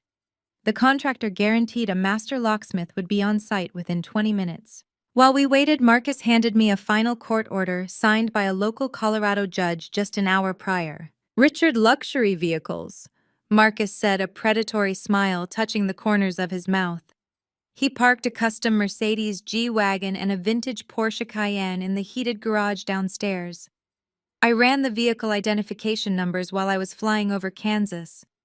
He purchased the Mercedes using the laundered funds from Greg's shell company, and he used the Porsche as secondary collateral for the forged home equity line of credit. The bank considers them stolen assets. I walked over to the study window and looked out at the raging blizzard. What are you saying, Marcus? I am saying the repo trucks are already pulling past your security gates, Marcus replied. I watched in absolute awe as two massive heavy-duty towing rigs emerged through the blinding white snow. They rumbled slowly up the long driveway, their amber lights flashing brightly against the darkening winter sky. I walked out of the study and down the hallway, opening the interior access door to the massive heated garage. The local towing operators were already manually overriding the exterior bay doors. Within minutes, heavy steel chains were being unspooled and hooked onto the undercarriages of my father-prized vehicles. Richard loved those cars more than he loved his own grandchildren. He spent hours polishing them and bragging about their custom-imported interiors to his country club friends. I stood in the doorway with my arms crossed over my chest, watching as the tow operators mercilessly dragged the pristine luxury SUVs out of the climate-controlled garage and out into the freezing, relentless snowstorm. The heavy chains clanked loudly, a beautiful metallic symphony of absolute justice. As the tow trucks disappeared down the mountain road, the locksmith van pulled up. A team of 3 technicians jumped out and immediately got to work. I directed them around the entire perimeter of the massive estate. They drilled out the heavy brass deadbolts on the front entrance, the side doors and the rear patio access, replacing them with high-security commercial-grade cylinders. They reprogrammed the central digital security system, entirely erasing Richard and Monica biometric thumbprints from the database. I inputted my own sequence and secured the perimeter. The Aspen cabin was now an impenetrable fortress, and I held the only key. I paid the technicians, processed their departure, and walked back into the private study. The warmth of the room was a stark contrast to the icy reality I had just established outside. Marcus was standing near the fireplace, looking at his cell phone. His silver hair caught the light from the flames, and his expression was one of profound, dark amusement. He looked up as I locked the study door behind me. I just received the final update from our European banking liaison, Marcus said, slipping the phone into his tailored jacket pocket. The fallout in Paris was exactly as spectacular as you engineered it to be. Tell me everything, I demanded, sitting down in the leather chair opposite him. Marcus chuckled, a low, rich sound that filled the quiet room. When you denied the wire transfer request, Richard lost what little composure he had left. He attempted to physically intimidate the manager at the George V Hotel, demanding they honor his deactivated black card. The manager, being French and entirely unimpressed by screaming American tourists, promptly signaled hotel security. They were physically escorted out of the lobby and deposited onto the sidewalk. "And Monica bags?" I asked, tracing a finger over the smooth surface of the desk. "Confiscated immediately by the boutique security staff," Marcus confirmed. When the transaction flagged as massive international fraud, the store manager seized the merchandise. Monica apparently threw a massive temper tantrum in the middle of Avenue Montaigne, screaming that she was a VIP client. The local police were nearly called before Greg physically dragged her away. I leaned back, letting the image of my perfectly manicured sister crying over confiscated leather goods wash over me. It was poetic. She had abandoned her children to freeze while she shopped, and now she was the one left out in the cold. So how did they survive, I asked, knowing they had absolutely zero access to capital. "They swallowed their immense pride," Marcus said, his eyes gleaming with satisfaction. "With all their corporate lines frozen and their personal checking accounts completely locked, they had to resort to begging. Richard called your Uncle Frank in Ohio. He had to plead with him to wire $3,000 to a local Western Union, just so they could get a taxi to Charles de Gaulle Airport and avoid sleeping on the street. They are coming back," I stated, putting the pieces together. "They are in the air right now," Marcus said, pulling a digital flight tracker up on his tablet and turning the screen toward me. But because it is Christmas Eve and because they were relying on a desperate wire transfer from a middle-class relative, they could not afford their usual first-class luxury suites. They managed to book 4 basic economy tickets on a budget international carrier. I looked at the small airplane icon inching its way slowly across the digital map of the Atlantic Ocean. They are currently wedged into the middle seats in the very last row of the aircraft right next to the lavatories. Marcus continued, his voice dripping with triumphant irony. They have been flying for 7 hours. They have another 4 hours until they land. They are entirely stripped of their wealth, their dignity, and their comfort. And they are boiling with absolute unhinged rage. Where are they landing? I asked, keeping my eyes locked on the digital map. Denver, Marcus replied. They are renting a budget car and driving straight up the mountain. They think they are going to storm this cabin, corner you in this study, and force you to undo the financial damage. Richard believes he can still intimidate you into submission. He thinks if he screams loud enough, he can take back control of his stolen kingdom. I looked away from the tablet and turned my gaze toward the massive windows. The blizzard outside was intensifying, burying the mountain under feet of heavy white powder. The driveway was empty. The luxury cars were gone. The doors were equipped with newly installed commercial deadbolts. The security system was armed and fully encrypted. I thought about the 4 innocent children currently sitting upstairs in the media room, happily drinking hot cocoa and watching holiday movies, completely safe from the toxic manipulation of the people currently flying across the ocean. I had stripped my parents of their stolen millions. I had legally evicted them from their homes. I had humiliated them on a global scale, and now they were marching blindly into a trap they could not possibly comprehend. "Let them come," I said, my voice dropping into a deadly quiet register echoing the howling wind outside. "Let them drive through the blizzard. Let them freeze on the front porch. The locks are changed and the empire is gone." Marcus smiled, closing his briefcase with a sharp, definitive snap. "Then we wait," he said. "Let them knock." The sun rose over the jagged aspen peaks on Christmas morning, casting brilliant, blinding shards of light across the fresh feet of powder that had fallen overnight. Inside the cabin, the atmosphere was a sanctuary of absolute warmth and profound peace. I had woken up long before dawn to arrange the massive mountain of presents I had discreetly ordered from a local high-end luxury concierge service the previous day.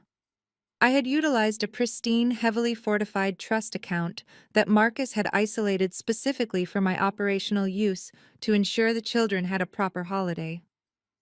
When Lily, Carter, Chloe, and Mason finally crept down the grand sweeping wooden staircase, their collective gasps of pure, unadulterated wonder echoed beautifully through the vaulted timber ceilings.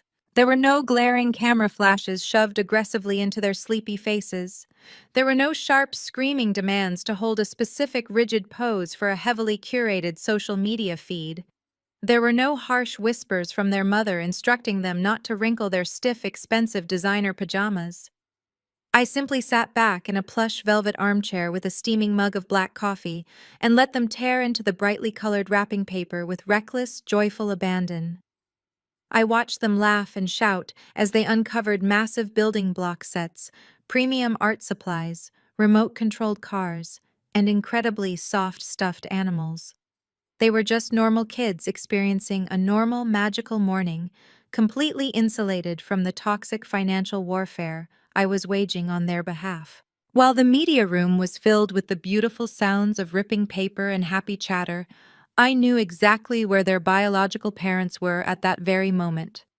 Marcus and his forensic auditors had kept the encrypted global flight tracker active on the primary study monitor. Richard, Patricia, Monica, and Greg were currently somewhere high over the freezing, desolate expanse of the Atlantic Ocean. They were entirely trapped in the cramped, suffocating confines of a budget international carrier. I could easily picture the scene with vivid, deeply satisfying clarity. My father was a man who routinely threw massive, screaming temper tantrums if his first-class champagne was not chilled to the exact correct degree. Now he was wedged firmly into a tiny middle seat in the very last row of the aircraft directly next to the foul-smelling lavatories. I could imagine Monica completely stripped of her imported designer luggage, and her infinite platinum cards shaking with caffeine withdrawal and unhinged, blistering rage. Because every single one of their accounts was permanently frozen, They could not even purchase a bottle of water or a stale sandwich from the flight attendants. Patricia was likely weeping into a scratchy paper napkin, actively mourning the violent sudden death of her high society reputation. They were spending the entirety of Christmas Day locked inside a pressurized aluminum tube, actively marinating in the spectacular, humiliating reality of their own orchestrated downfall. We spent the afternoon baking massive batches of sugar cookies and building elaborate snow fortresses in the secured enclosed backyard of the estate. The physical and emotional transformation in the children was nothing short of miraculous. The dark, anxious circles that permanently shadowed Mason eyes had completely vanished. Chloe was no longer nervously biting her fingernails to the quick every time a door opened. Lily was constantly attached to my hip, completely at ease, and entirely confident that her basic needs would be met. As the sun began to dip below the tree line, casting long, dark, freezing shadows across the side of the mountain, we retreated back into the massive, cozy living room to escape the dropping temperatures. I lit the towering stone fireplace, and we all piled onto the oversized leather sectional sofa under a massive mountain of thick woven wool blankets. The incredibly comforting smell of cinnamon pine needles and baking vanilla filled the warm air. I handed out large ceramic mugs of hot apple cider, making absolutely certain the handles were not too hot for their small fingers. Mason looked up at me, his small hands gripping the warm mug tightly. "Aunt Bethany," he said, his voice dropping to a quiet, intensely serious whisper that absolutely shattered my heart. "This is the best Christmas we have ever had in our entire lives." I reached out and gently smoothed his messy, damp hair. "I am so glad, Mason. You deserve to have wonderful, happy holidays." Chloe leaned her head heavily against my shoulder, staring deeply into the flickering orange flames of the fireplace. "Mom usually leaves us with the hotel nannies on Christmas," she murmured, her voice completely devoid of emotion as she recounted the trauma. "She always says kids ruin the aesthetic of the adult holiday parties, and that we are too messy to be seen by her important friends. And Grandpa Richard always yells at us if we touch his cars or breathe too loudly near his expensive presents. We usually just have to sit in our rooms in the dark and wait for the day to be over." The casual, nonchalant manner in which she delivered this heartbreaking reality solidified every single ruthless, calculated decision I had made over the last 24 hours. These brilliant, beautiful children were treated as nothing more than inconvenient props. They were disposable objects meant to be stored away in dark, quiet rooms when they were no longer visually useful to the manufactured family brand. "You are not props," I told them firmly, making absolutely certain that each and every one of them heard the total, unwavering conviction in my voice. "You are children. You are supposed to play and make messes and be loud. You never ever have to apologize for taking up space or asking for food in this house." Lily, with her small face heavily smeared with chocolate and white icing, climbed fully into my lap and wrapped her tiny arms securely around my neck. "I wish you were our mom, Aunt Bethany," she stated with the simple, devastating, brutal honesty that only a 4-year-old possesses. Mason, Carter, and Chloe nodded in immediate, silent, and desperate agreement. The sheer heavy weight of that statement knocked the breath completely out of my lungs. Monica had physically carried these children, but she had never once been a mother to them. She had never protected them, comforted them, or put their needs above her own monumental vanity. I held Lily tightly against my chest, resting my chin gently on top of her head. "I am always going to take care of you," I promised them, my voice fierce and completely resolute. "No matter what happens, you are entirely safe with me. Nobody is ever going to ignore you or lock away your food ever again." The peaceful, serene evening stretched on as the blizzard outside continued to rage with violent intensity. Marcus and his 2 forensic auditors remained locked inside the private study, quietly and efficiently dismantling the very last remnants of Richard's fraudulent financial empire. The digital guillotine had already dropped, and they were simply cleaning up the severed accounts and routing the recovered funds back into Beatrice's secure ledgers. I had just put a classic animated holiday movie on the massive flat-screen television for the kids when the tranquil silence of the mountain was violently shattered. It started as a low, struggling mechanical whine cutting sharply through the howling wind outside. I stood up from the plush sofa, my protective instincts instantly flaring on high alert.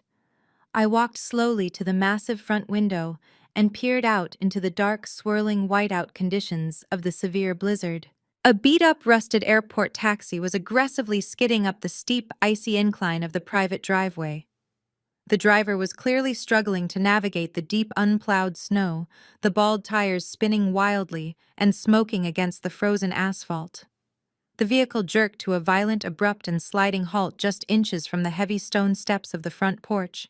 The doors flew open before the taxi had even fully shifted into park.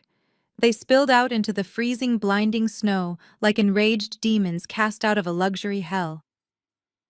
Richard, Patricia, Monica, and Greg emerged into the harsh, blinding glare of the porch security lights. They looked absolutely horrific. They were deeply disheveled, severely sleep-deprived, and wearing thin, wrinkled designer clothes that were entirely unsuited for a brutal Colorado blizzard. Monica makeup was smeared darkly down her pale cheeks, her face twisted in a hideous mask of pure, unadulterated fury.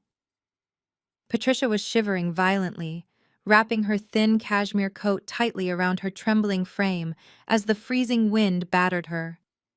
Greg slipped on a patch of black ice, nearly tumbling into a snowdrift before catching himself on the rusted fender of the taxi. Richard looked genuinely murderous, his fists clenched tightly at his sides as he marched aggressively through the knee-deep snowdrifts toward the heavy oak front door. They had spent 12 agonizing hours trapped in a budget economy cabin, humiliated, utterly broke, and violently stripped of their power. They had been forced to beg a distant relative for a few $100s just to secure the cheapest ground transport available from the Denver airport. Now they were storming the porch, fully expecting to kick the door in and crush me into immediate groveling submission. The heavy, aggressive crunch of expensive leather shoes against the frozen wooden planks of the porch echoed like gunshots through the thick cabin walls. I stood perfectly still beside Marcus in the grand foyer, listening intently to the chaotic, desperate symphony of their arrival. Richard did not ring the doorbell. He did not knock to announce his presence.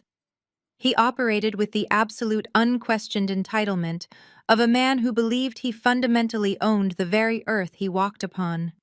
The sharp, frantic scraping of metal against metal pierced the quiet interior as he shoved his gold-plated key into the newly installed commercial-grade brass deadbolt. There was a hard, definitive clunk as the heavy internal tumblers flatly refused to engage. He twisted the key again, using brutal, unfiltered force, shaking the heavy oak door in its reinforced frame. A muffled, vicious curse filtered through the thick wood, followed immediately by the sound of him rattling the heavy iron handle with unhinged desperation. He twisted, pulled, and shoved his body weight against the timber, his frustration escalating into pure, unadulterated violence. When the lock held firm against his assault, the pounding began. It was not a polite request for entry. It was a rhythmic, furious hammering of closed fists against solid oak. The heavy thuds reverberated through the grand foyer, literally shaking the framed landscape artwork hanging on the adjacent walls. "Bethany!" Richard roared, his voice completely raw, cracking from the freezing mountain air and sheer vocal strain. "Open this door immediately. I know you are in there. Open this godforsaken door right this second, or I will take an axe to it." I glanced sideways at Marcus. He stood perfectly rigid, his silver hair immaculate, his tailored suit completely unwrinkled, clutching his heavy leather briefcase like a lethal weapon. He gave me a single confirming nod. The trap was locked. I reached forward and gripped the freezing iron handle. I did not fling the door open in a panic. I pulled it back with agonizing, deliberate slowness. The freezing, biting wind instantly rushed into the warm foyer, carrying with it the bitter, blinding sting of the Colorado blizzard. I stepped forward, perfectly centering myself in the heavy doorframe. I wore a pristine, perfectly tailored cream cashmere sweater and dark trousers looking every bit the absolute, unquestioned authority of the estate. I did not step aside to invite them into the warmth. I stepped forward, bringing Marcus with me, and effectively barricaded the entrance with my own body. I forced them to remain outside on the ice-covered porch in the biting, relentless cold. The visual contrast was staggering, a literal manifestation of the power dynamic that had just violently flipped. Richard stood before me, his face an alarming shade of purple, his expensive wool overcoat severely stained with road salt and melting snow. Patricia was shivering violently behind him, her designer silk scarf wrapped pitifully around her head, her teeth audibly chattering. Greg looked completely broken, his shoulders slumped as he held two cheap plastic airport bags that contained whatever meager basic necessities they had managed to purchase in the terminal. And Monica! Monica looked absolutely feral. The absolute second my sister registered my calm, unbothered expression, she completely snapped. She lunged forward, her expensive but utterly ruined suede boots slipping dangerously on the icy porch planks. "You ruined my life!" She screamed, her voice a shrill, hysterical shriek that cut straight through the howling wind. "You absolute psycho! Do you have any idea what you just put me through?" She pointed a shaking, manicured finger inches from my face, her eyes wide with manic, sleep-deprived fury. They took my bags. They literally snatched my Birkin right out of my hands in the middle of the boutique. The hotel concierge laughed at me. I had to beg a flight attendant for a blanket because we were shoved into the back of a filthy, freezing economy cabin for 12 hours next to a screaming infant. I stared at her, my expression remaining completely neutral. Not once in her hysterical screaming tirade had she asked about Mason Carter Chloe or Lily. She had been separated from her 4 young children for days. She had left them in a freezing cabin with locked food cabinets. Yet standing on the porch, her primary concern was the public confiscation of a designer handbag and the sheer indignity of flying economy class. "You are just a jealous, ugly spinster," Monica continued to shriek, her voice echoing into the dark, snowy pines. "You have always been jealous of me because I have a husband and a beautiful family, and you have absolutely nothing. You are a sad, pathetic loser who spends her life staring at spreadsheets, and you thought you could steal my happiness just to make yourself feel important." Patricia immediately utilized the distraction to launch her own emotional assault. She pushed past Greg and collapsed dramatically against the porch railing, burying her face in her freezing, gloved hands. "How could you do this to your own flesh and blood?" she sobbed, her voice engineered to inflict maximum psychological guilt. "We are your family, Bethany. You have completely destroyed this family. We gave you everything, we raised you, and you repay us by stranding us in Paris like common criminals. We had to humiliate ourselves asking Frank for money. Do you know how embarrassing that was? I had to beg my own brother for taxi fare. I will never be able to show my face at the club again. You are a monster." I stood perfectly still, letting their venomous insults and weaponized tears wash over me and evaporate into the freezing night air. I did not flinch. I did not defend myself. I did not offer a single word of justification. For 30 years, this exact combination of screaming rage and sobbing guilt had controlled my every action. It was the absolute foundation of their power over me. But standing on the threshold of the cabin, backed by $1 billion legal arsenal, their words felt incredibly small. They were entirely hollow, the desperate flailing of abusers who suddenly realized their favorite victim was no longer playing the game. Richard, realizing that his wife and his golden child were completely failing to break my composure, decided to reclaim his patriarchal dominance. He shoved Monica aside roughly and puffed out his chest, stepping aggressively into my personal space. He loomed over me, attempting to use his physical size to intimidate me into submission, just as he had done for my entire life. He expected me to cower. He expected me to drop my gaze and apologize. I held my ground, staring directly back into his eyes. "I am absolutely done playing these childish games with you." Richard snarled, his breath pluming in the freezing air, smelling of stale airport coffee and pure malice. He leaned in his voice, dropping to a menacing guttural threat. "You are going to step aside, you are going to let us into our house, and then you are going to pack your bags and get out of my sight. You are completely finished here." I did not move a single inch. Marcus took a half step forward, placing himself slightly between me and my father, his hand resting casually on the brass lock of his briefcase. The silent, imposing presence of the high-powered Manhattan attorney momentarily broke Richard's momentum, but his blinding rage quickly overtook his sense of self-preservation. "Did you hear me?" Richard bellowed, spit flying from his lips.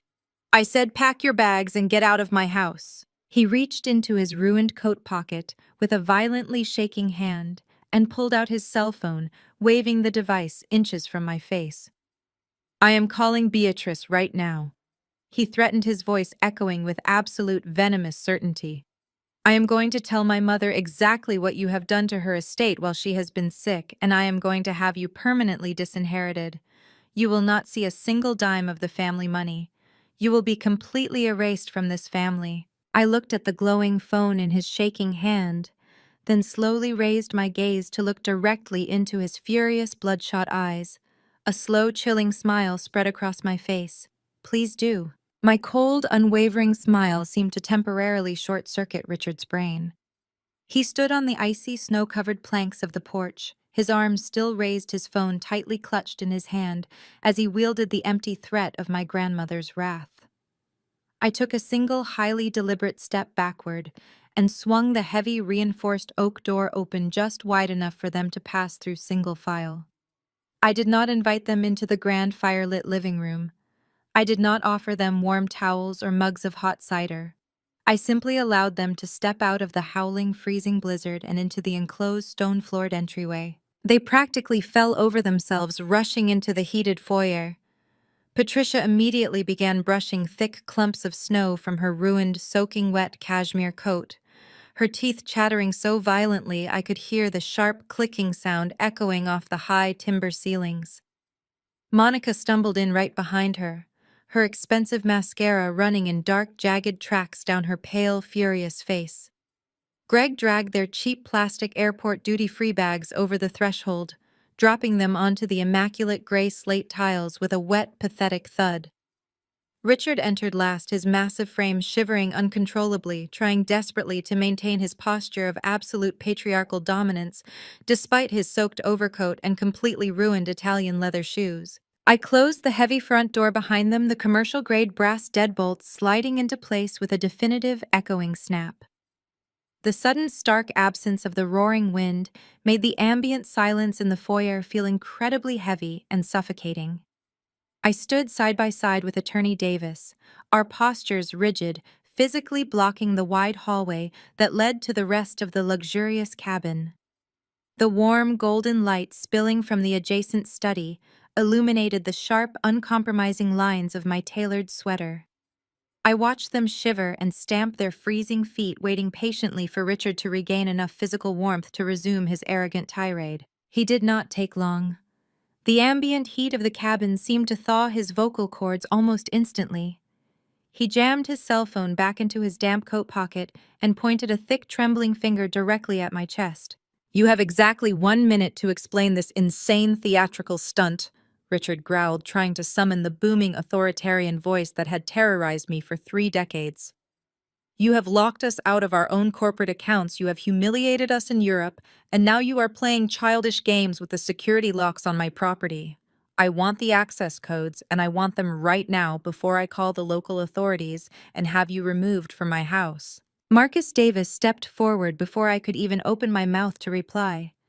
The high-powered Manhattan attorney moved with the sleek, predatory grace of a man who destroyed multi-million-dollar corporate empires for a living. He opened his sleek leather briefcase, the polished brass latches snapping loudly in the intensely quiet room. He extracted a thick, heavily bound stack of legal documents marked with bright red priority tabs and held them out directly toward my father. "Actually, Richard," Davis stated cleanly, his voice completely devoid of any human emotion, perfectly crisp and lethal. "You do not own this house. You never did. And you definitely do not want to call Beatrice." Richard stared at the offered documents, his arm refusing to reach out and take them. His brow furrowed in deep, aggressive confusion, his narcissistic brain completely failing to process the challenge to his authority. "Who the hell are you? And what do you mean I do not own my own cabin?" My mother transferred this entire estate into the family trust years ago. I am the primary beneficiary. I am the head of this family. You are merely a conditional beneficiary. Davis corrected, his tone razor sharp and unyielding.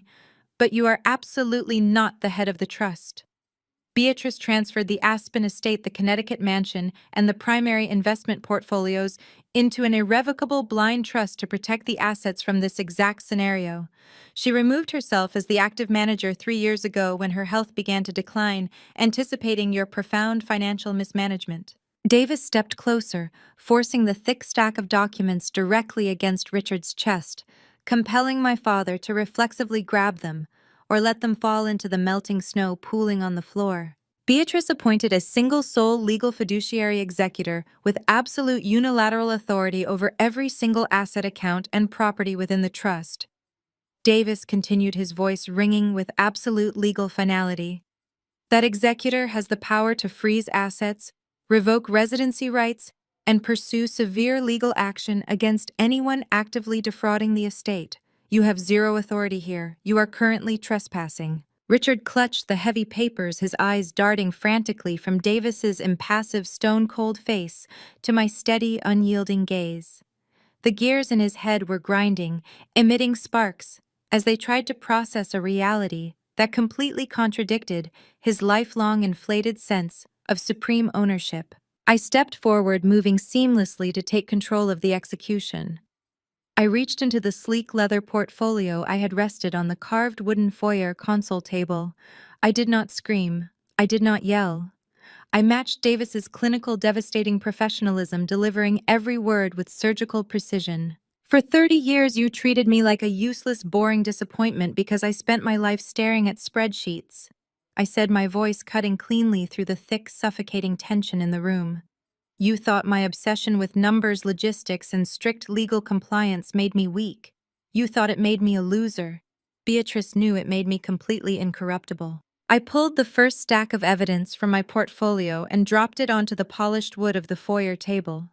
The heavy, solid thwack of the paper hitting the surface made Greg flinch physically, his eyes widening in sudden, gripping panic.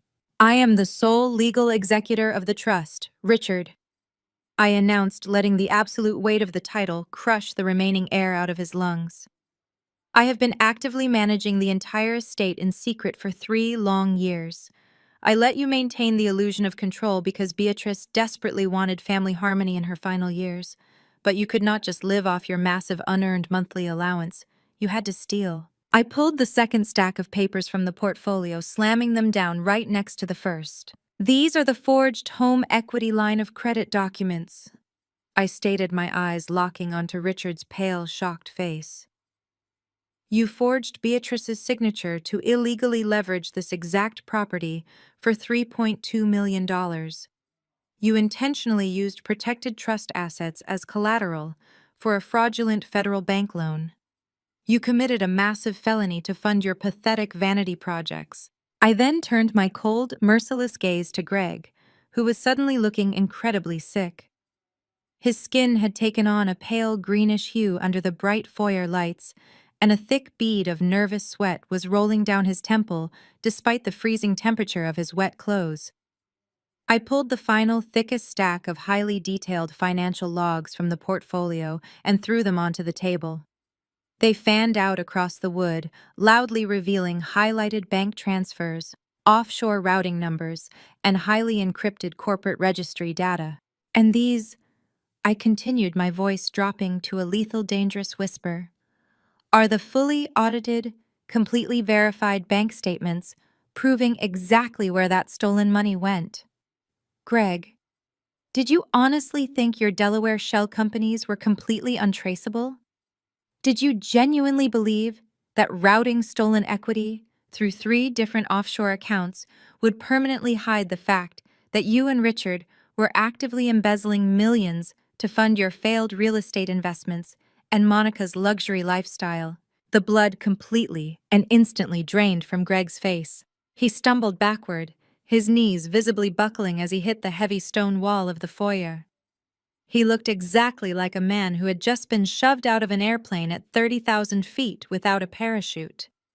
He was not looking at a mere family disagreement or a simple financial dispute. He was staring directly down the massive, terrifying barrel of federal wire fraud, criminal conspiracy, and grand larceny charges.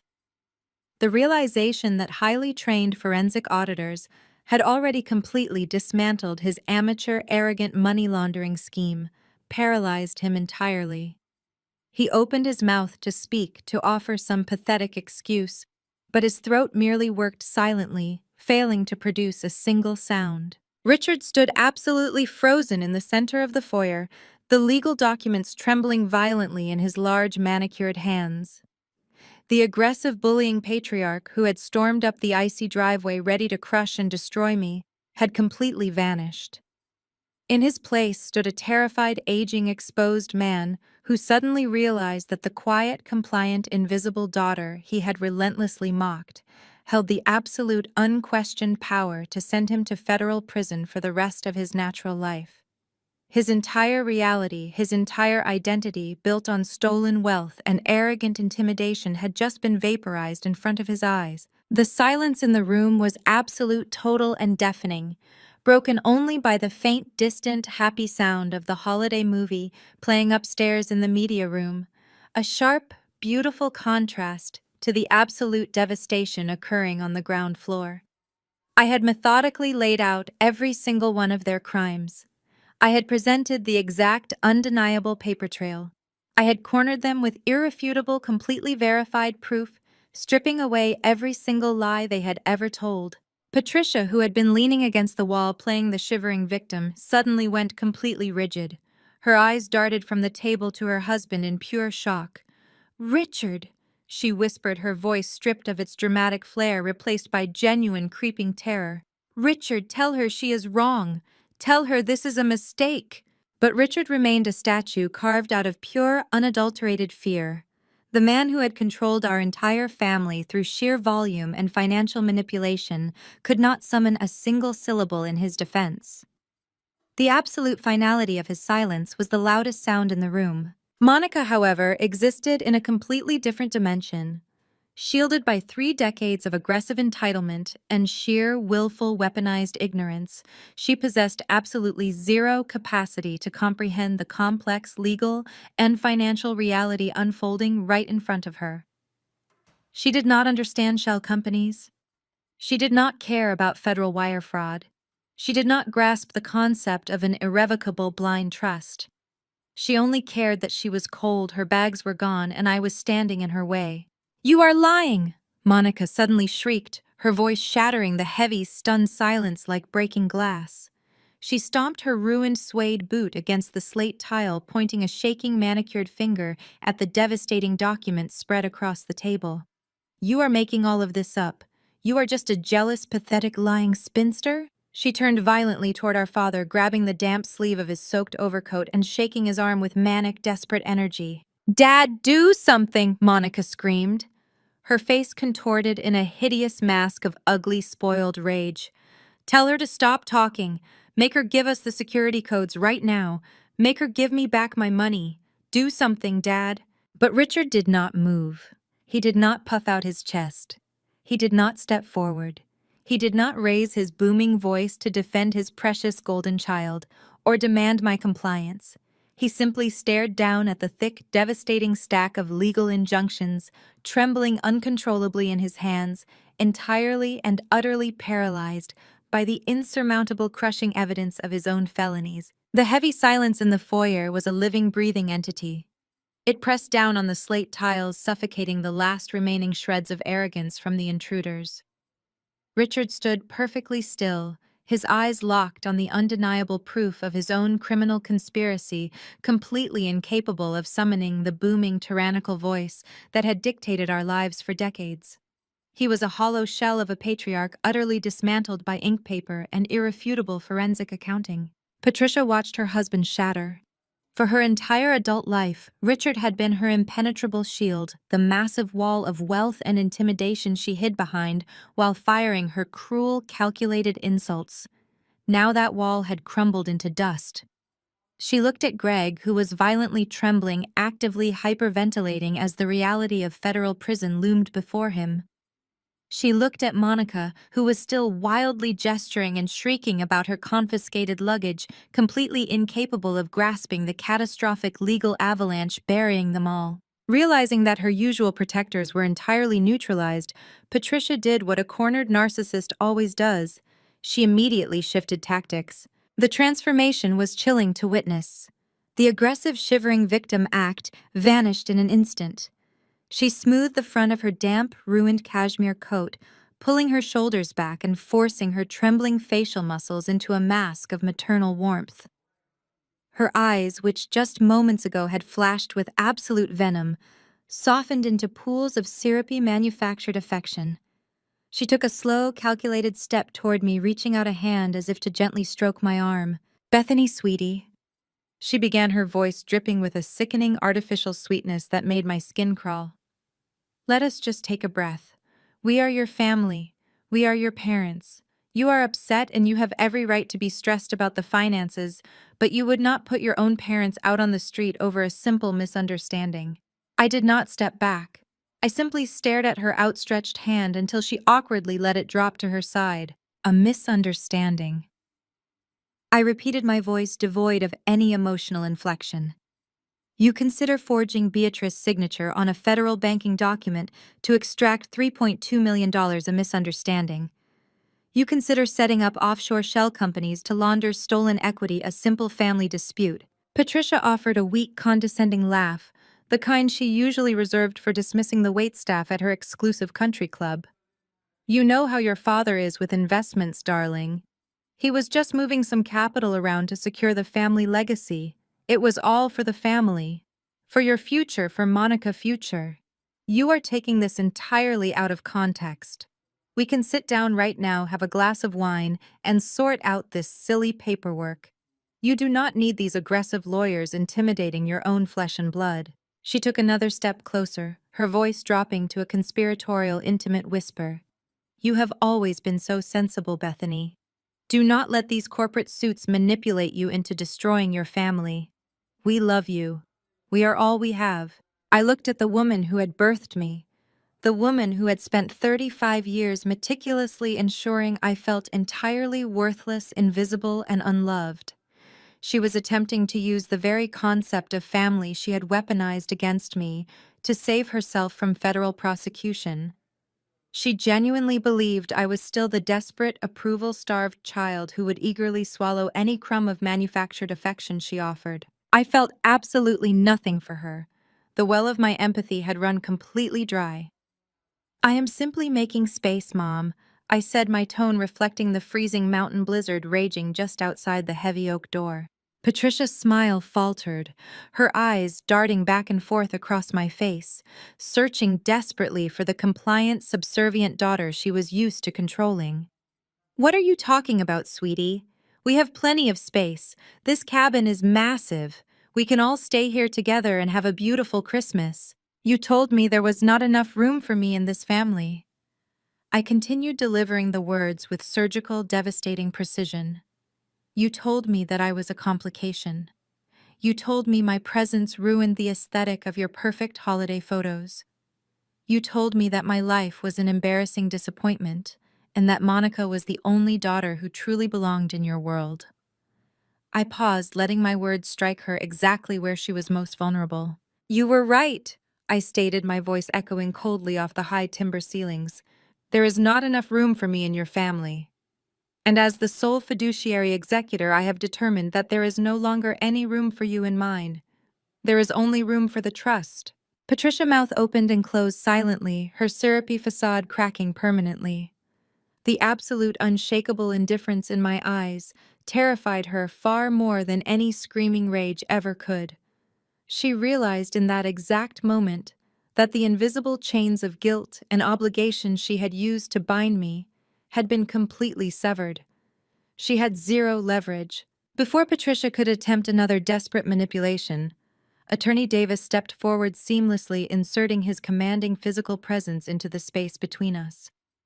He did not look at my mother. He directed his gaze entirely at my paralyzed father, his voice ringing with absolute, uncompromising legal authority. "The emotional negotiations are officially concluded," Marcus stated, pulling back the sleeve of his tailored suit jacket to check his heavy platinum watch. "I am operating under the direct explicit instructions of the fiduciary executor. You have exactly 30 minutes to vacate these premises." 30 minutes. Richard finally choked out his voice, a ragged, broken rasp. "You cannot legally throw us into a blizzard. We do not have our luggage. We do not have our vehicles. We have absolutely nothing. You have the cheap plastic bags you carried through the front door?" Marcus corrected, his tone ruthlessly, indifferent to their suffering. "You are granted exactly 30 minutes to proceed to the guest quarters and gather whatever basic essential clothing you require for travel. You are expressly forbidden from removing any jewelry, any luxury accessories, or any electronic devices purchased with trust assets. The forensic auditors in the adjacent study are actively monitoring the estate network. Any attempt to access the safe or remove valuable property will be instantly classified as grand larceny." Greg finally snapped out of his paralyzed stupor, panic overriding his sheer terror. "Wait!" he stammered, stepping forward and holding up his shaking hands. "My kids. My children are upstairs. I need to get my kids. We cannot take 4 children out into a blizzard with no coats and no car.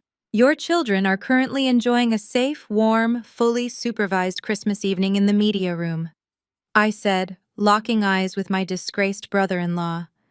"They are eating cookies and watching movies. They are entirely insulated from this toxic disaster. They are staying here with me. You and Monica are leaving." Monica let out a blood-curdling, hysterical shriek. "You cannot steal my children, you psychopath. I am their mother. I will call the police. I will have you arrested for kidnapping." "I sincerely encourage you to dial emergency services," Monica Marcus intervened, his voice sharp and lethal. "The local county sheriff is a personal friend of the firm. In fact, his deputies are already parked at the base of the mountain waiting for my signal. If you do not vacate this property in exactly 28 minutes, the sheriff will arrive to formally escort you off the estate for criminal trespassing. And while he is here, I will gladly hand him the federal evidence of your husband money laundering operation. He can arrest you for felony fraud right on the front porch. Would you like me to make that call right now?" Monica's jaw snapped shut. She looked at Greg, her eyes wide with manic, uncomprehending terror. Greg aggressively grabbed her arm, his face completely devoid of color. "Shut up, Monica," he hissed, his voice trembling with genuine fear. "Just shut your mouth before you send me to prison." The sudden vicious turning of the golden couple was spectacular to witness. The sheer pressure of the legal vice had immediately fractured their unified front. They were no longer the arrogant, superior duo who mocked my life choices. They were 2 terrified criminals actively turning on each other to save their own skin. Richard stared at Marcus, his broad chest heaving as he struggled to draw oxygen into his lungs. "This is my house," he whispered, the final pathetic remnants of his ego refusing to accept his total defeat. "I built this family. I built this empire. You cannot do this to me. I will fight you until my last breath. I will drag you through the courts for a decade. You have no capital to fund a legal defense." Richard Marcus stated, cleanly delivering the absolute fatal blow. "Your accounts are seized. Your assets are frozen. Your credit is completely destroyed. You cannot even afford to hire a public defender, let alone a corporate litigation team. You are entirely bankrupt. You have 26 minutes. I highly suggest you start walking toward the guest wing." The reality of their absolute, undeniable ruin finally crushed them. The fight completely drained from Richard's posture. His shoulders slumped and he looked suddenly frail, an old man entirely stripped of his stolen armor. Patricia began to weep openly, her sobs echoing pitifully in the grand foyer as the sheer magnitude of their poverty settled over her. Greg was actively pulling Monica toward the hallway, desperate to gather whatever scraps of clothing they were legally permitted to take before the sheriff arrived to ruin his life permanently. The chaotic scramble to the guest wing was just beginning. They were broken, humiliated, and entirely defeated. The execution was flawless. But before any of them could take more than 3 steps down the long, shadowed corridor, a sound stopped them dead in their tracks. It was the heavy, unmistakable sound of the solid oak double doors of the private study sliding forcefully open on their recessed brass tracks. The thick, heavy silence in the foyer snapped back into place instantly. Richard froze. Patricia gasped, her hand flying to her mouth. Monica and Greg turned around slowly, their eyes wide with sudden, gripping apprehension. Stepping out from the warm, golden light of the study, completely bypassing the 2 forensic auditors, who stood respectfully at attention behind her, was an elderly, sharp-eyed woman. She wore a pristine, impeccably tailored emerald green wool suit. Her silver hair was perfectly coiffed, her posture absolutely rigid, and her gaze held the terrifying, uncompromising power of a true, undisputed matriarch. It was Grandmother Beatrice. She stepped forward onto the slate tile of the foyer, leaning slightly on an ornate silver-handled walking cane. She did not look at me. She did not look at Marcus. She locked her sharp, piercing, furious eyes directly onto my father. "You have 25 minutes, Richard," Beatrice stated, her voice completely steady and ringing with absolute chilling authority. "And I suggest you spend every single one of those minutes praying I do not instruct my granddaughter to press federal charges before you reach the bottom of the driveway. Get out of my sight." The heavy, unyielding silence following Beatrice's command hung in the freezing air of the foyer like a physical weight. Richard stared at his mother, the towering, imposing patriarch instantly reduced to a trembling, terrified little boy. The ruddy color that had rushed to his face in anger just moments ago now drained away entirely, leaving a sickly pale gray sheen across his weathered skin. His hands, still clutching the damning legal documents, shook so violently that the thick paper rustled loudly in the quiet room. A puddle of melting snow pooled around his ruined Italian leather shoes, mirroring the complete collapse of his authority. He took a stumbling, hesitant step forward, dropping his aggressive, bullying posture and adopting a sickeningly desperate stoop. "Mother, please," Richard begged. His voice cracked terribly, a pathetic, high-pitched whine, completely replacing his usual booming, tyrannical tone. "You do not understand the market pressures. The commercial real estate sector was shifting rapidly. I was losing ground. I had to leverage the properties. I needed the liquid capital for family investments. I was protecting our legacy, Beatrice. I was trying to grow the portfolio so we could maintain our standing in the community. It was a temporary measure. I swear to you, it was only temporary. I was going to put the money back before anyone noticed." Beatrice did not even blink. She stood perfectly upright, radiating the kind of terrifying ancient power that built empires. She slowly raised one single elegant hand, her fingers clad in a pristine white glove, and the simple gesture silenced his pathetic rambling instantly. The sheer, concentrated disgust radiating from her sharp, intelligent eyes was a physical force pinning him against the heavy oak door. "Do not dare insult my intelligence by wrapping your pathetic, selfish greed in the guise of family investments," Beatrice stated. Her voice was a low, lethal hum that vibrated through the cold stone floor, carrying the absolute weight of a judge passing a death sentence. "You did not protect my husband's legacy. You raided it like a common street thief. You funneled millions into fraudulent offshore accounts to fund your wife's country club vanity projects and your own spectacular, humiliating business failures.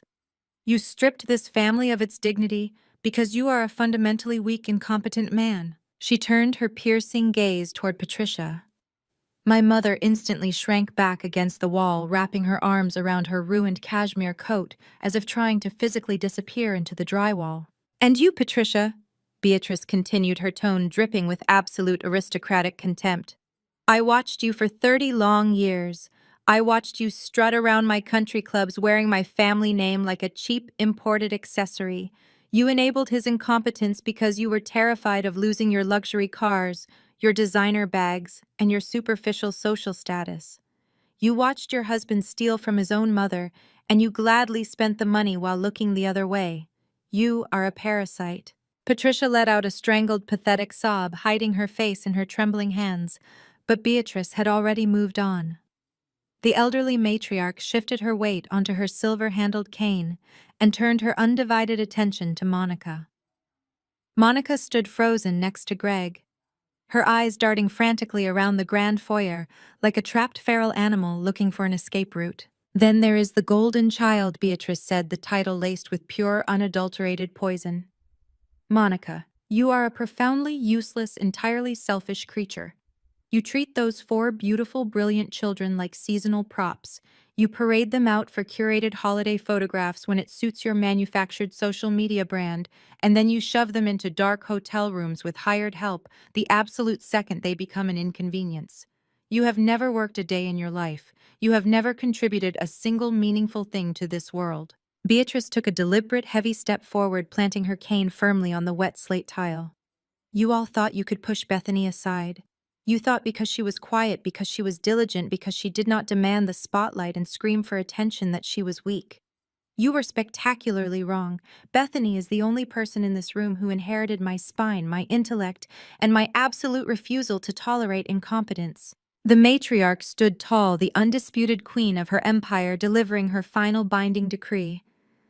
"Let me make this perfectly undeniably clear to every single one of you. Bethany is my sole exclusive heir. She is the undisputed head of this family estate. Every property, every investment, every single dollar of the trust belongs entirely to her management. You answer to her now, and she has spoken. You are evicted." The absolute finality of Beatrice's words landed like a physical blow, echoing into the high timber beams. Richard slumped against the doorframe, completely defeated, his chest heaving with silent, ragged breaths. Patricia wept openly, her hands covering her face as her entire reality collapsed into dust. Greg stared blankly at the floor, paralyzed by the looming, unavoidable specter of federal prison. But Monica, operating entirely on pure, unhinged entitlement, refused to accept her new reality. The sudden, violent loss of her endless bank accounts and social standing triggered a primal, terrifying panic within her. If she had no money and no status, she only had one remaining asset she could possibly weaponize to regain control. "You are all completely insane," Monica screamed. Her voice reached a shrill, hysterical pitch that echoed violently off the walls, a desperate feral sound. "I am not listening to this. I am not letting you steal my life. And I am certainly not leaving my children in this incredibly toxic, abusive environment. I am taking them right now. We are leaving." She lunged forward, her ruined suede boots slipping dangerously on the wet slate tiles. She attempted to shove past Beatrice and sprint toward the grand staircase that led to the media room. She expected us to part like the Red Sea.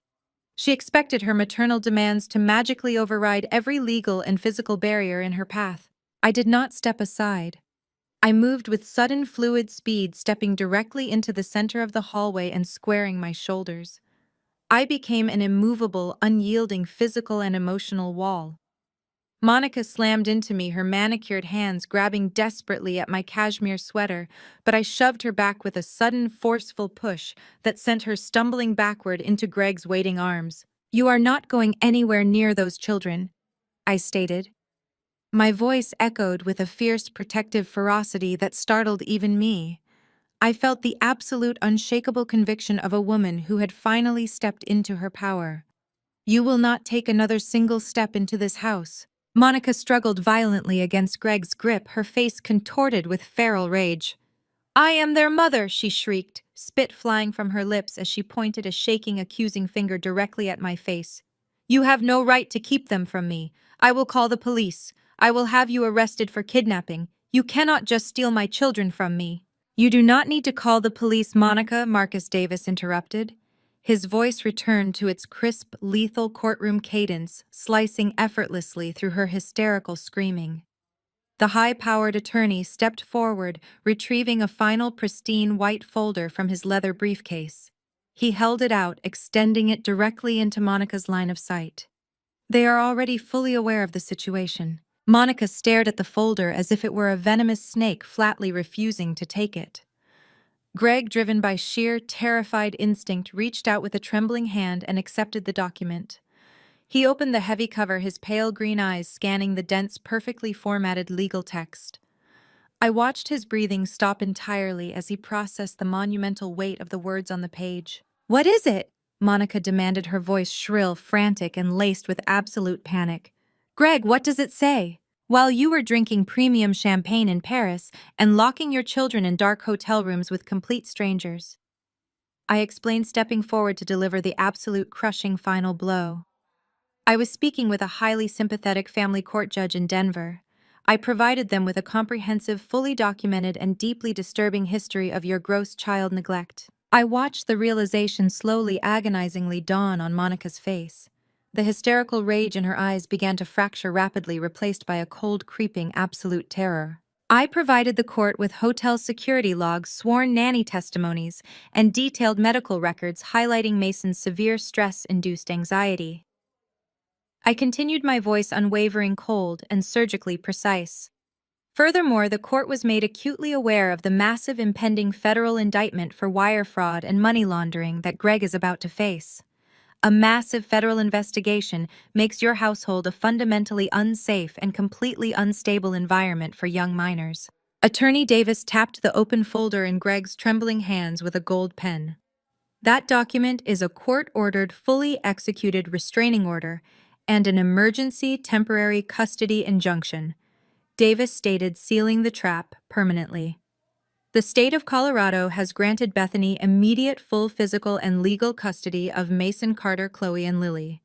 If you attempt to access the media room, or if you come within 500 feet of those children, the sheriff waiting at the bottom of the mountain will arrest you immediately." The flashing red and blue lights of the county sheriff cruisers illuminated the frosted glass of the massive front windows mere seconds after my grandmother delivered her final devastating decree.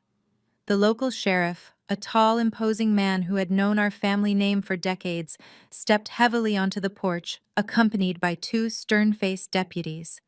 Marcus opened the door with smooth, practiced efficiency, quietly handing over the fully executed restraining orders and the formal, unyielding trespassing injunctions. The sheriff took one look at the stamped legal paperwork, then turned his hardened gaze toward my father. There was absolutely no preferential treatment offered. There was no deferential nod to Richard's former status or his loud, aggressive blustering. In the eyes of the law, he was simply a hostile trespasser refusing to vacate a private estate. The physical reality of their departure was a masterpiece of absolute, undeniable poetic justice. They were given zero leeway and absolutely no room for negotiation.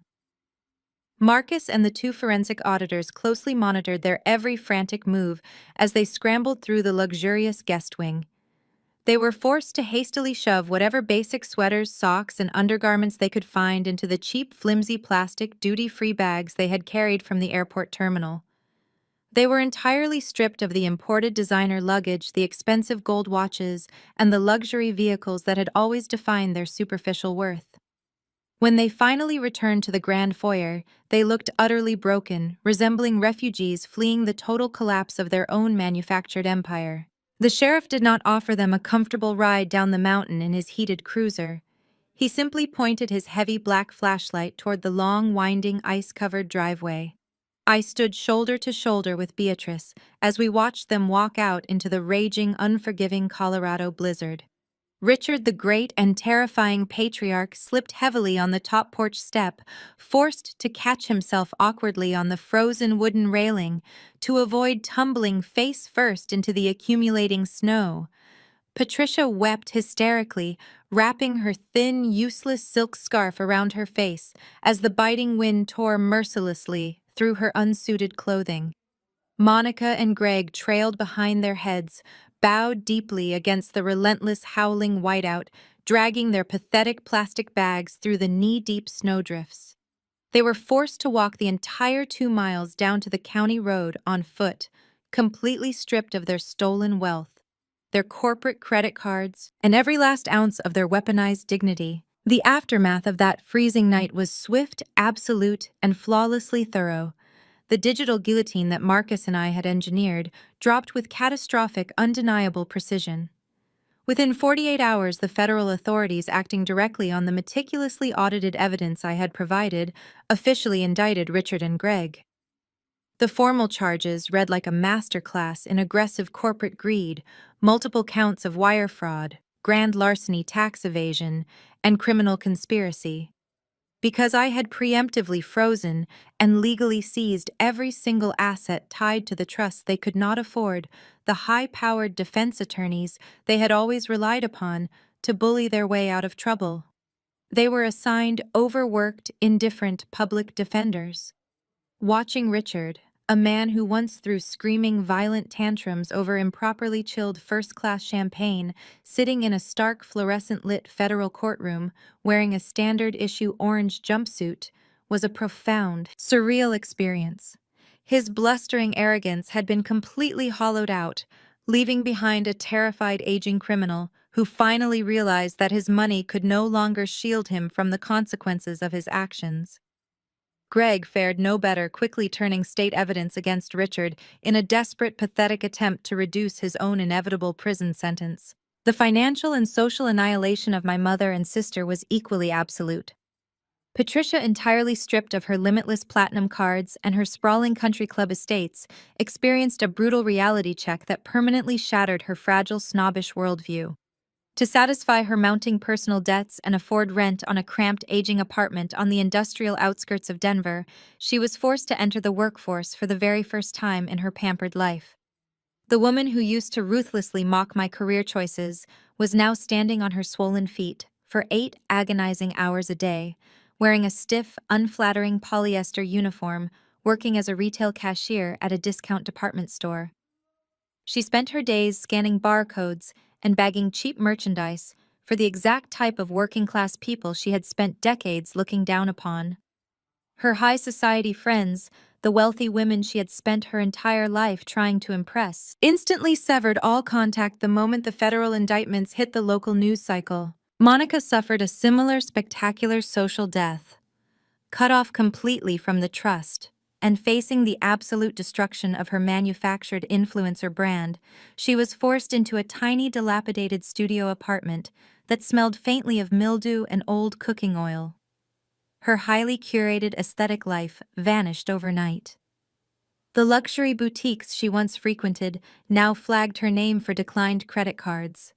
Her followers abandoned her feeds, and the wealthy socialites she had desperately courted blocked her number, treating her like a highly contagious disease.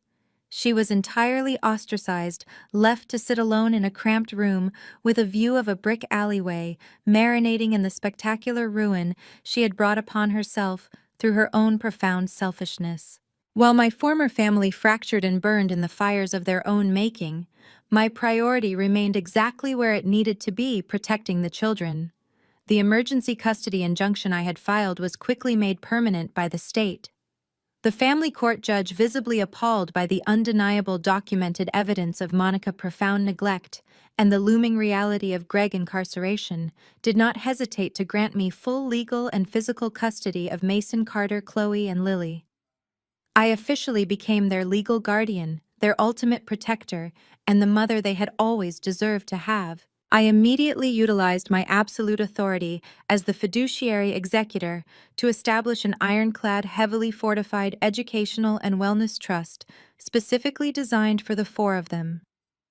Marcus drafted the legal documents with ruthless precision, ensuring that the massive funds were permanently locked behind impenetrable layers of corporate security. Monica would never be able to touch a single cent of it. The money was strictly designated for their private schooling, their comprehensive health care, and their future stability, entirely insulated from their biological parents' toxic, destructive greed. The transformation in the children over the following months was nothing short of miraculous. Removed entirely from the chaotic, image-obsessed war zone of their previous life, they finally began to breathe, heal, and thrive. Mason stopped checking the doorways for angry adults and started laughing with genuine, unfiltered joy. Chloe's severe, gripping anxiety melted away as she realized she was no longer required to perform like a trained circus animal for social media cameras.